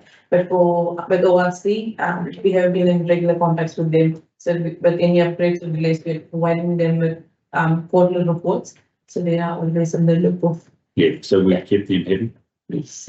Looks like it. No, well, we wouldn't want to get worried if you're first you got to keep happy, you got to get something happy. So that's useful. We do have regular catch-ups with them. Yeah. Okay. That's good. Rightio. Look, that's fine, as I say, when you look at the numbers, they all start to add up, don't they? Going back to your 2% for $1 million. So that one, it's, everything I look at is 4.1 million in relationship to, was it the total for everything, is it, or was it just Ranfield? I think it was just Ranfield, it was $4.1 million. Okay. And we're waiting to see that conditions change, we don't have to suddenly change the disposal of the land. Rightio, well, I think we can, thank you for that, Joyce. There doesn't appear to be any other questions, so if I go to the resolution, which we received, thank you, Tamar. Second that. All those in favour, please say aye. Those against, carry.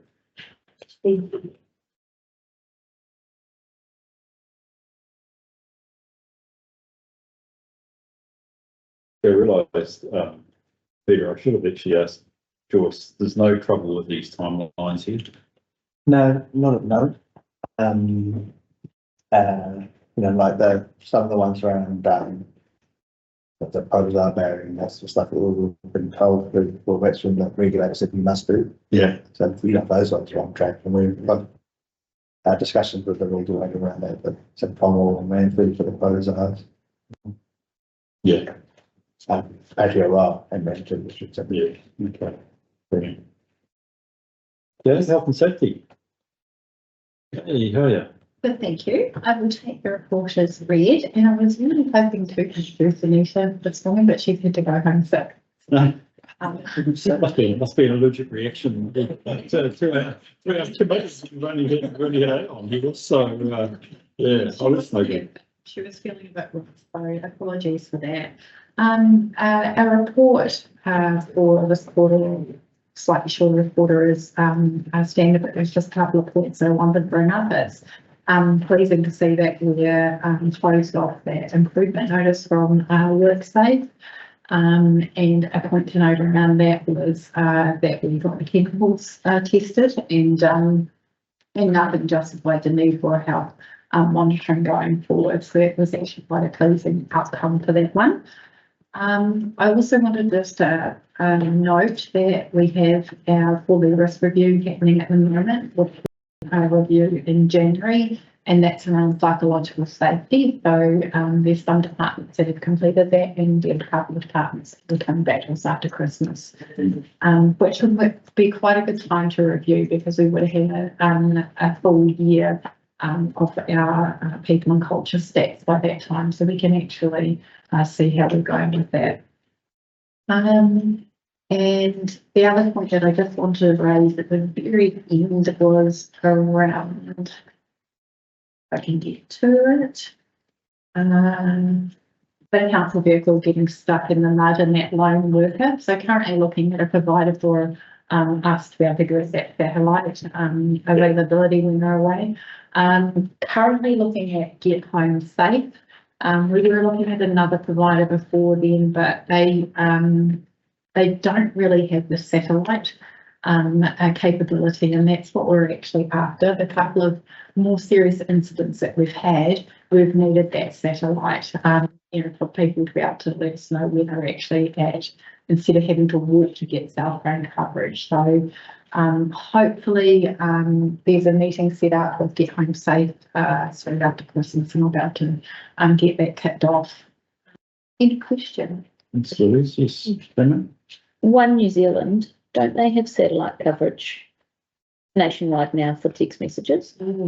It's, yeah, I feel like when I looked at again the one and I've talked about it, it just I'm just not satisfied that people actually provide us that. I'll go back and check to train. That's what they're putting out there as their marketing. No matter where you are, you can send a text message. I've spoken to some telcos and they and in fact, Commerce Commission is taking in, aren't they false advertising, or isn't there?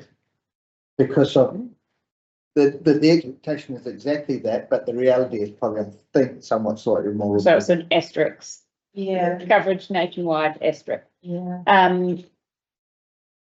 And when we had that incident in Nevis, like they had to walk Yeah, like quite a distance to get that South Range coverage. So it's really important that we get a provider that can give us that satellite. And that's a main point. So we do not get that circumstance again. would there be an option to, as opposed to everyone, to be using those Garmin InReach, and you've just got one, and if you're going somewhere that's out of service, you are taking one of the work? Yeah. This one. Absolutely. Okay, so there's some Yeah. quite easy Yeah. solutions. Yeah. You'll be familiar with Very those. familiar. Yeah, yeah. Yeah. And then the only other thing I wondered was our 2-star drivers are pretty average. What additional training do we give those people? We've been having additional conversations with those people because some of them, I think, talking to managers, it's following up on some repeated vendors that have been in there. And we do have policy and process in place too, but if they become too much repeat, we can actually formalise that discussion with them. Yeah. Yeah. Yeah. Well, it might be an incentive not to drive that way if they have to attend a driver training course with Year 12 Dunstan High School kids or something like that. Yes. It wouldn't be Peter, because he drives to the recommended speed limit, don't you, Peter? Posted speed limit. No faster. Okay, perfect, thank you. Well, we won't go around the table asking the question. Actually, that, in all seriousness, I think the reason that came out, because it is a cause celebre with the media at the moment. Yeah. But I think actually your question is much more effective, Tamar, which is, what do we do? Actually, I had ranked 3 stars as well. We want 4 out of 5 rather than 3 out of 5, but It actually normally gets that quite high. It's just happened over the last quarter or two. So it just might be going out and giving that reminder. And what I think a key thing that's changed over the last 6 months with the committee is that they are getting more engaged with their teams, and so they're coming back to team meetings and like having those really good discussions with them. And hey, this came up in health, safety, and wellbeing meeting. This is what we need to do about it. I've noticed that level of engagement over the last 6 months because we've been working with the committee for them to understand their accountabilities around what they need to take back to the team and the conversations that they need to with the team and our focus going forward. You can actually start to see that lift. Unfortunately, their driving hasn't. Brilliant. Just one thing to me was under 2.4 of your report, it's page 238 their agenda. Just characterising of biohazard exposure increased to 10 incidents. Biohazard and what? Waste? This is our wastewater treatment plants. In the pools where kids are crapping in the pools. We might do it. Biohazard. Yeah. We're technically a biohazard, but. Okay, gotcha. No, we're fine. Okay, that's fine. I'm there. I can elaborate. I don't think. School holidays. Yeah. Biohazards, school holidays, and biohazards. I was at the right end, I was at the right end of the scale, wasn't I? You were, Wastewater. yeah. Okay, not a problem at all. And I've looked at things that actually, I mean, it's more of interest, but it does reflect the problem of having public facing staff doing somebody has to lock themselves in the kiosks because there's a member of the public smashing you on your window. That's really sad. Yeah, especially when you don't actually have to pay for the scrap metal. It's just weighing it. No, crazy. Okay, thank you for that. Louise, so first we love we didn't need to get a great to get on board. I mean, if I think from a responsibility as a duty holder, great that we've got the resourcing up and Anita's on board. So it'd be good to hear what some of her thoughts and reflections, particularly as fresh eyes. I think she's a new employee, fresh eyes to the organisation, which would be useful. I'd be really interested. It's not a requirement for the next meeting, but to perhaps hear more about what your health and safety committee is doing. Yeah, for sure. And how, is it well engaged? Do they feel empowered to be able to champion health and safety with staff? Are there difficulties in doing that? Those sorts of things would really interest me because not that I'm an expert in this, but I'm just thinking about my systems and processes around the place. Yeah. That's part of the old engine driving the Yeah. health and safety within the organisation. For sure. Then sort of stuff's really important, but actually on a day-to-day basis, I'd be very interested to understand the setting. That's great. Thank you. Any other questions, folks? Grace, are you okay? Tony asked the same question as me. Yeah, okay, cool. I just wanted to come back to your question earlier on around the health, safety and wellbeing management framework. Oh, yes, thank you. Yes, we do have one. It was created in 2022 by Rachel, and every year we review it annually. It's a comprehensive one. It's 95 pages long. It covers off our organisation. It covers off our leadership. And it covers off our legislation and policies and procedures. So it's actually a comprehensive one. What I did want to do we've only managed to get Anita on board in November. It's been quite a long period of time. However, I've had Thomas working remotely for me and in the background a little bit. But I want to review that with her along with our health, safety and wellbeing strategy. So when we come and present to you, our strategy is around leadership engagement and risk management. So I'll be able to align that, the pillars with that of what the committee is actually doing as well. So just to give you that level of concept, very comprehensive framework that we have. And I suppose just as part of the previous paper, we'll just need to round that out with Alex and just put something in the president policy, which is because it said due for review March 2024, so that's why it got raised by the committee, but it sounds like you're doing an annual review. Well, officially it's good to know we've got, because if you've got a proper isn't too far off the mark, but as I said, you've got good that you want to do it, but there's also some fresh hours with me, so it'll be I'll be very engaged if you can bring it back at some stage. It'd be great to see. I will. Because I presume to bring it back to this committee to have a look at it. Yeah, no problem. Okay, can we receive Louise's report? Yep. Thank you, Tracy. Thank you, Tamar. All those in favour, please say aye. No. Those against, it's carried. We're back to the good old CapEx, and we've talked a couple of times about Cromwell and Warriors Board. Okay, the CapEx report, unfortunately, due to staff availability or unavailability, you got me and Lee. So Screw, believe me. I know all about capital projects. Actually, Peter might be able to help us out if you've got some questions. So both the reports you see attached to this item were presented to the last council meeting, and as per the agreement, the Audit and Risk Committee are going to have ongoing sight of these, and so apologies for not having the staff in the room, but any sort of comments, questions on what's in front of you. Well, again, I think this is something that this has been in front of council elsewhere, is it? Or are we soon to first time? It's been, so look, why don't I just ask my questions and you folk might chip in. Peter, you've already made the helpful comments that Cromwell were out of the ground, I think, or will be, and so in lots of ways, the worst uncertainties probable with the project are over. Is that correct? Yeah, actually the slabs are going up now. Yeah. So it's I saw the photos, yeah. Yeah, well, it's changed significantly from this too, over the last few weeks, what's happened there. Yeah. And that's one thing we are looking to rectify is the timeliness of these reports. By the time we get it from the contractor, and that sort of stuff, they become a little bit dated before we put them up to the community boards, because we're typically going to the community board first, then to council, and then trying to get the sequence right for audit and risk. So the report's probably just a couple of months later now.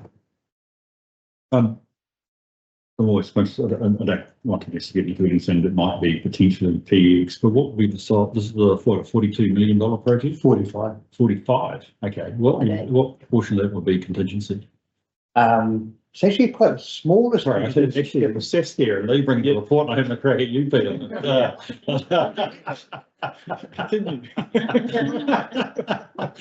You're going pretty well here, Peter. I think the contingency at the top of my head is certainly less than 15%. Yeah. And But I don't have the top, Okay, I was just conscious that we've already used a fair whack, that's right. and I was just wondering how we were going, so. Yeah, from memory, if I can, in speaking with Gareth, as well, I think we had a $2 million contingency, and that was predominantly for the in-ground works, which is, as you've already alluded to, is where we're finding the majority of our unknowns from that perspective. And we're looking at, you know, whether or not there's any room for I guess, getting back some of that contingency monies. We are within the budget for that. I haven't got the exact amount in relation to what that is currently, but I know that we're within that budget of what we've got allocated. And to Peter's point, and since this report and looking at that timeliness of it, where, you know, there are delays in relation to the QS and the Mailer Love, the contractor, and pulling their reports together each month, and then coming to staff for us to compile our sort of overview in relation to that before we get it out. But rather than waiting for the next meetings, we're looking to how we can circulate that information. So it's live, and then, you know, questions from elected members from committees can come direct to staff, and then we can pick those points up during either before, if there's a big delay, or at the meetings, basically, to make sure we're covering things off, and we're not, as we are at the moment, seeing things that are maybe 2 months sort of behind. And as Peter was saying, if in relation to the precast concrete panels, we've got the vast majority of those in place now. I think we've got 9 left of the 33 that are waiting to be put in place. And so the contractors are starting to stitch those panels that we've got erected already in place. And so significant change. Brilliant. I mean, the nature of those, you probably have to release them to contingency as they are. Like to look at a project that you don't, contingency is the last thing you release, and you try and find efficiencies in the middle. But if you've got through that fundamental stage, you're getting out of the ground, you probably have to acknowledge it goes there. Just with the effect for me, the museum, is that part of the total structure, is it? Yes, it's going to be within the facility. Council made a decision a month ago for it to be included. Yeah. So when it says concept design is approaching final draft, is this an add-on to the $45 million? No, that's more the internal fit out. So we're working with external agencies. So what does the museum look like inside that building in the space that's been provided? Do they come within the $45 million? Yes, because there's actually what we've built. Or there's external funding set aside for that one. I think that 1.5 for the fit out.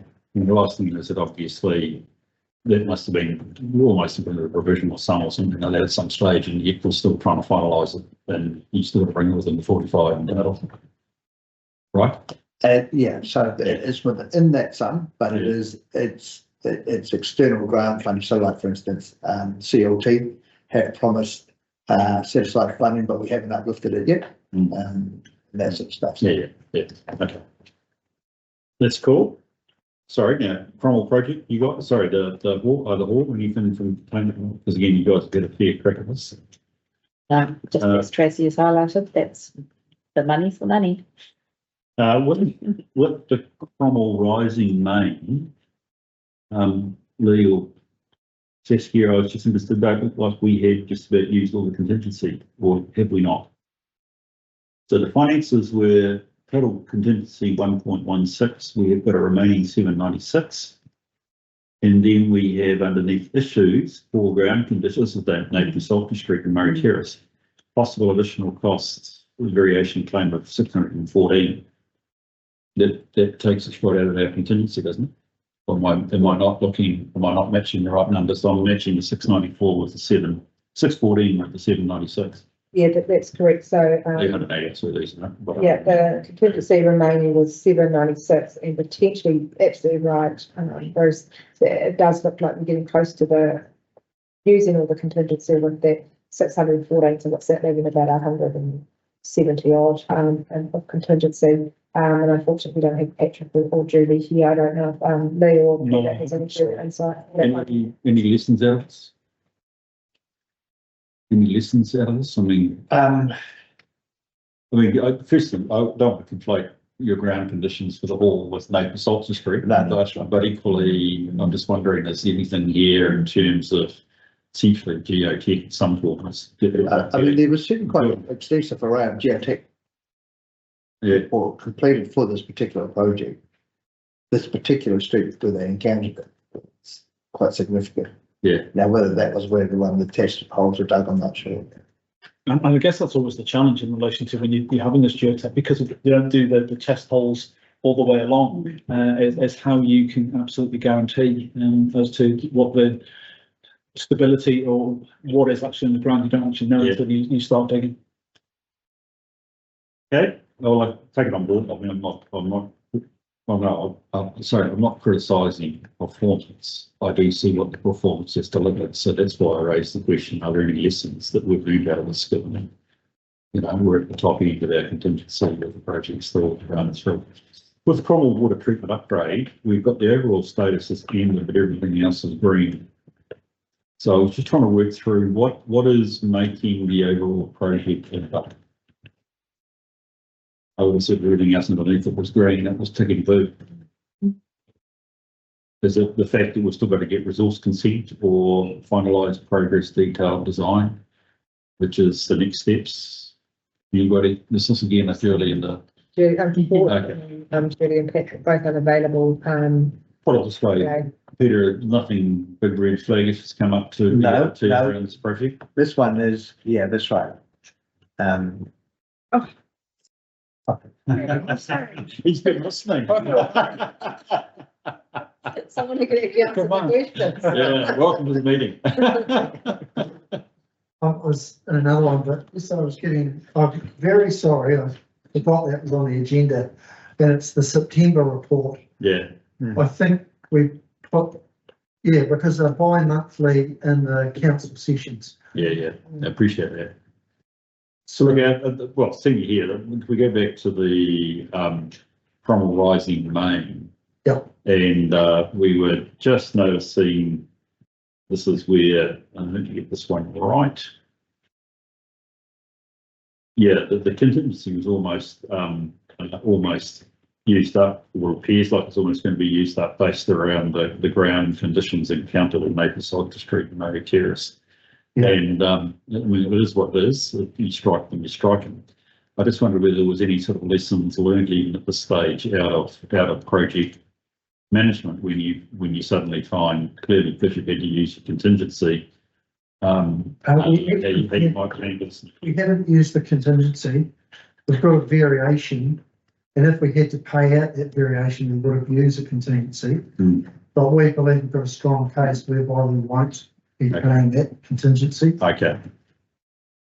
Right, yeah. No, that's interesting. I don't want to get you into contractual negotiations. We're in public. Yeah, so but I hear your point. Yeah, we've had. It's a claim. You haven't accepted the claim. Yes, what the time. That's right. So we're getting an independent memo sent to us actually today, and that'll go back to the contractor saying, look, sorry guys, but we don't believe you've got grounds for this claim.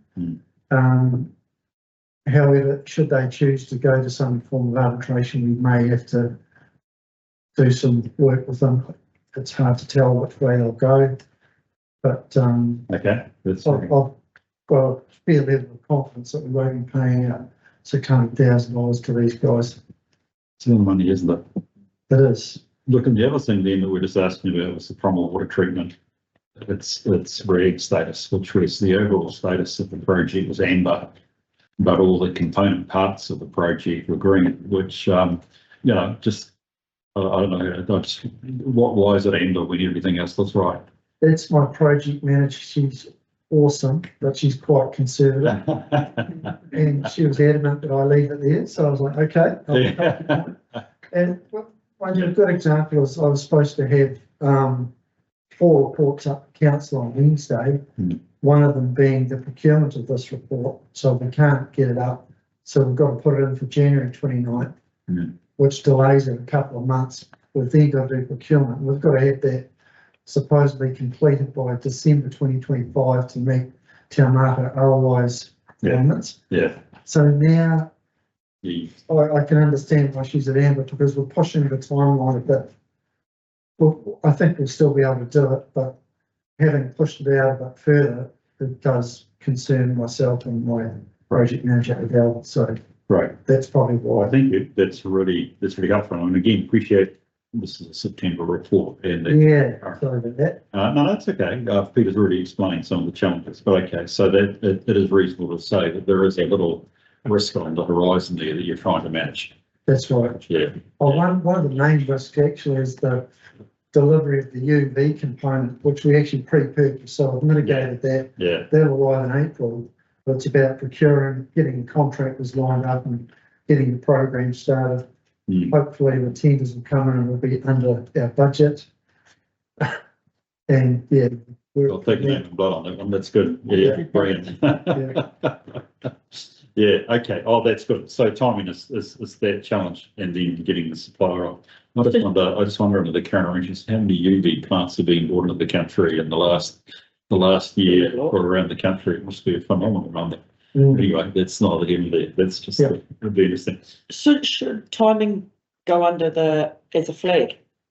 Well, it should now. I mean, September probably. Should it be a line September item? probably wasn't, but I'd actually, yes, now that I would have, I'd always go time For every project implementation. I So, know, with it. yeah, I would have thought timing could be in here. No worries. Thank you for that. That's really helpful. Yeah, folks, that's got me. You got it. So you got it. And obviously, there's a bit of updating that will occur. And Peter, nothing here seems to do, or the assessment seems to be out of control, but just the ongoing stresses of your major projects, which, yeah, that's it. Okay, brilliant. Okay, let's move to receive reports and done the question now. Thank you, Tana. For those in favour, please say aye. Those against, it's carried. And I am up to, let's look at this, where am I up to? Your report, chair's report. Chair report. I could make this long, or which do you want? Look, I just, they've been covered off for me really in lots of ways, which is good. One, I just was interested in where we're at with water. I did just want to ask a question. In fact, he's gone over, she asked them earlier this. How do we use our risk function when we're doing these big projects? Does the media get involved in helping create a risk profile? So that's actually the next step in the piece of work now that we have got that roll back up to full time. So one thing Amelia's about to start moving across the organisation is operational risks. So my assumption, and I will check that, Bruce, is that as part of that operational risk, that Amelia will get involved in the current and also the staff coming up. So yes, she absolutely should be involved in that and giving guidance on that. So it's really, so thank you, that's more, because that's actually what interests me as much as actually how do we use the resource we've got? And it strikes me, actually probably the most, there's limited time, but the most effective thing is keep the big projects or schemes going with good risk control. That's right. Sorry, Peter, did I cut you off? Were you about No, that's exactly that. LTP we've already discussed, so I don't think I have to, you've given me a meeting now, thank you.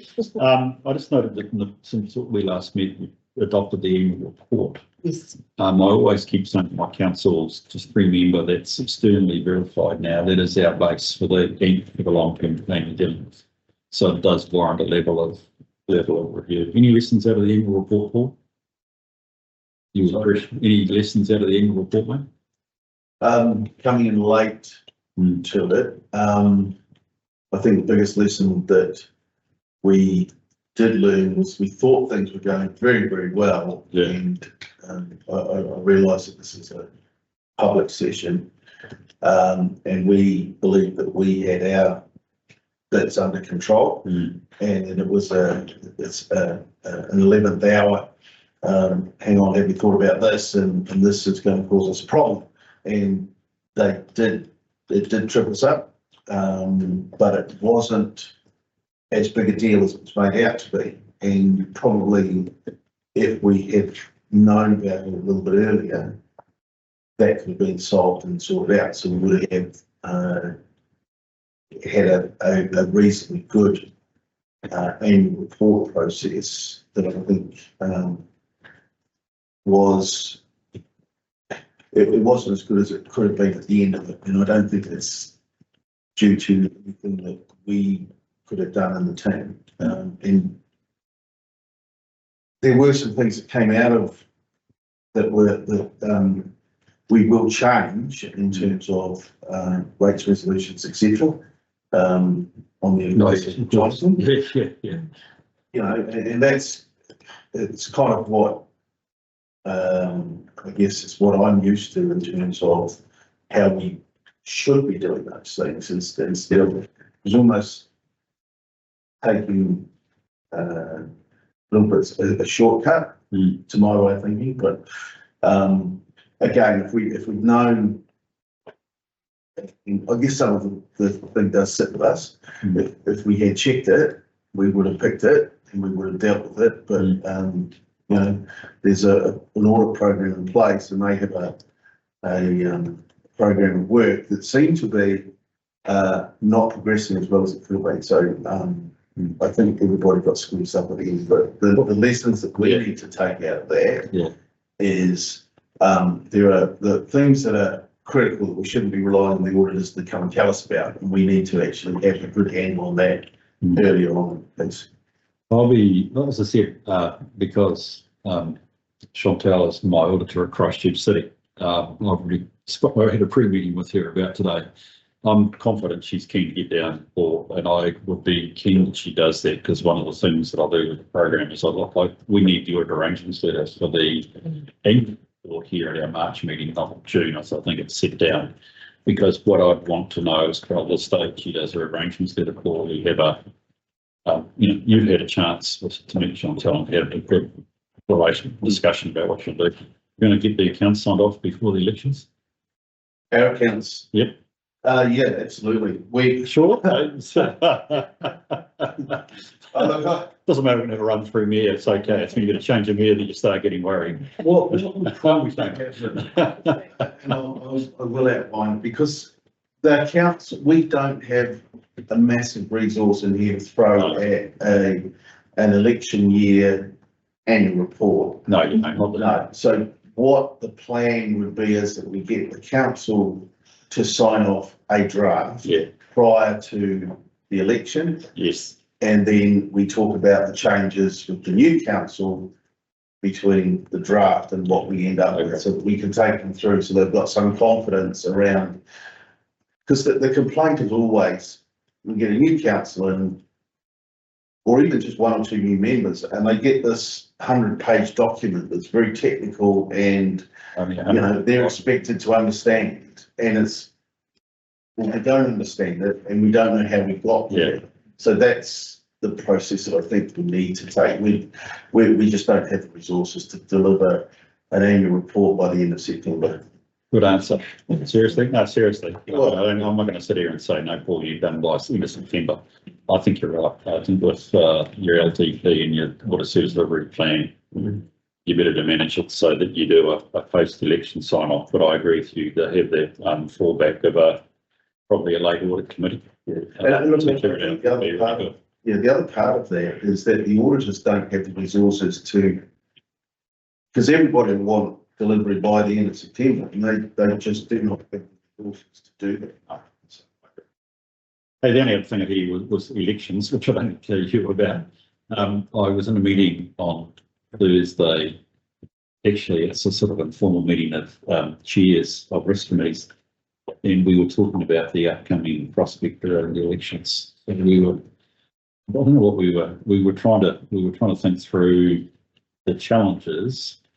And I'm going to put this, because there's nobody that isn't in this camp. How do you encourage good people to stand? And actually, but some of the political pressures that are on around the country, particularly with dissatisfied people, and how they may or may not influence the outcome of the elections. So I only think there's a rhetorical question. I don't think anybody in the room probably needs to comment on that, but I'm just reflecting the pressures that are on you folk as governors and really Christmas and else. Members' reports. Anything you want to say, Ken? Well, we encourage them by highlighting what an awesome job it is. And what a privilege it is to be here, and who wouldn't want to be here, is what I would say. But I recognise, I guess, only in our members' reports in terms of audit and risk, that trying to explain and get the public on board in relation to Three Waters and what a joint council CCO option would look like compared to going it alone, compared to status quo as an option, which is not an option, is going to be an incredibly difficult job for staff and for councillors. Yeah, agreed. Yeah. Political minefield. You're going to go through district prioritisation, you're going to say give away, not give away, but, We don't want to make up any more work. No, I appreciate that. Yeah. So look, seriously, anything else that you guys would want to contribute, say, raise at this stage? Well, I'm going to be quite, otherwise I'll make a motion even over my comments. So why don't we just put one resolution to consider the chairs and members report, and I'll move there. Do I have a second? Well, thank you. All those in favour, please say aye. It's carried. Thank you. Gee, was it to keep moving here, so it's the line status report, anything says here we need to know there? Unfortunately, apologies for Wayne, but he did want to seek clarity on the presentation. It's okay. Work He program. keeps asking me that and I keep saying it's okay. Yes. Okay, at this stage. Okay, you're feeling, he was, he took from some feedback to try and get it into a bit of a Gantt chart, and he was finding that wasn't really, working that well. The committee members are happy with how it's laid out. Doesn't be a Gantt chart.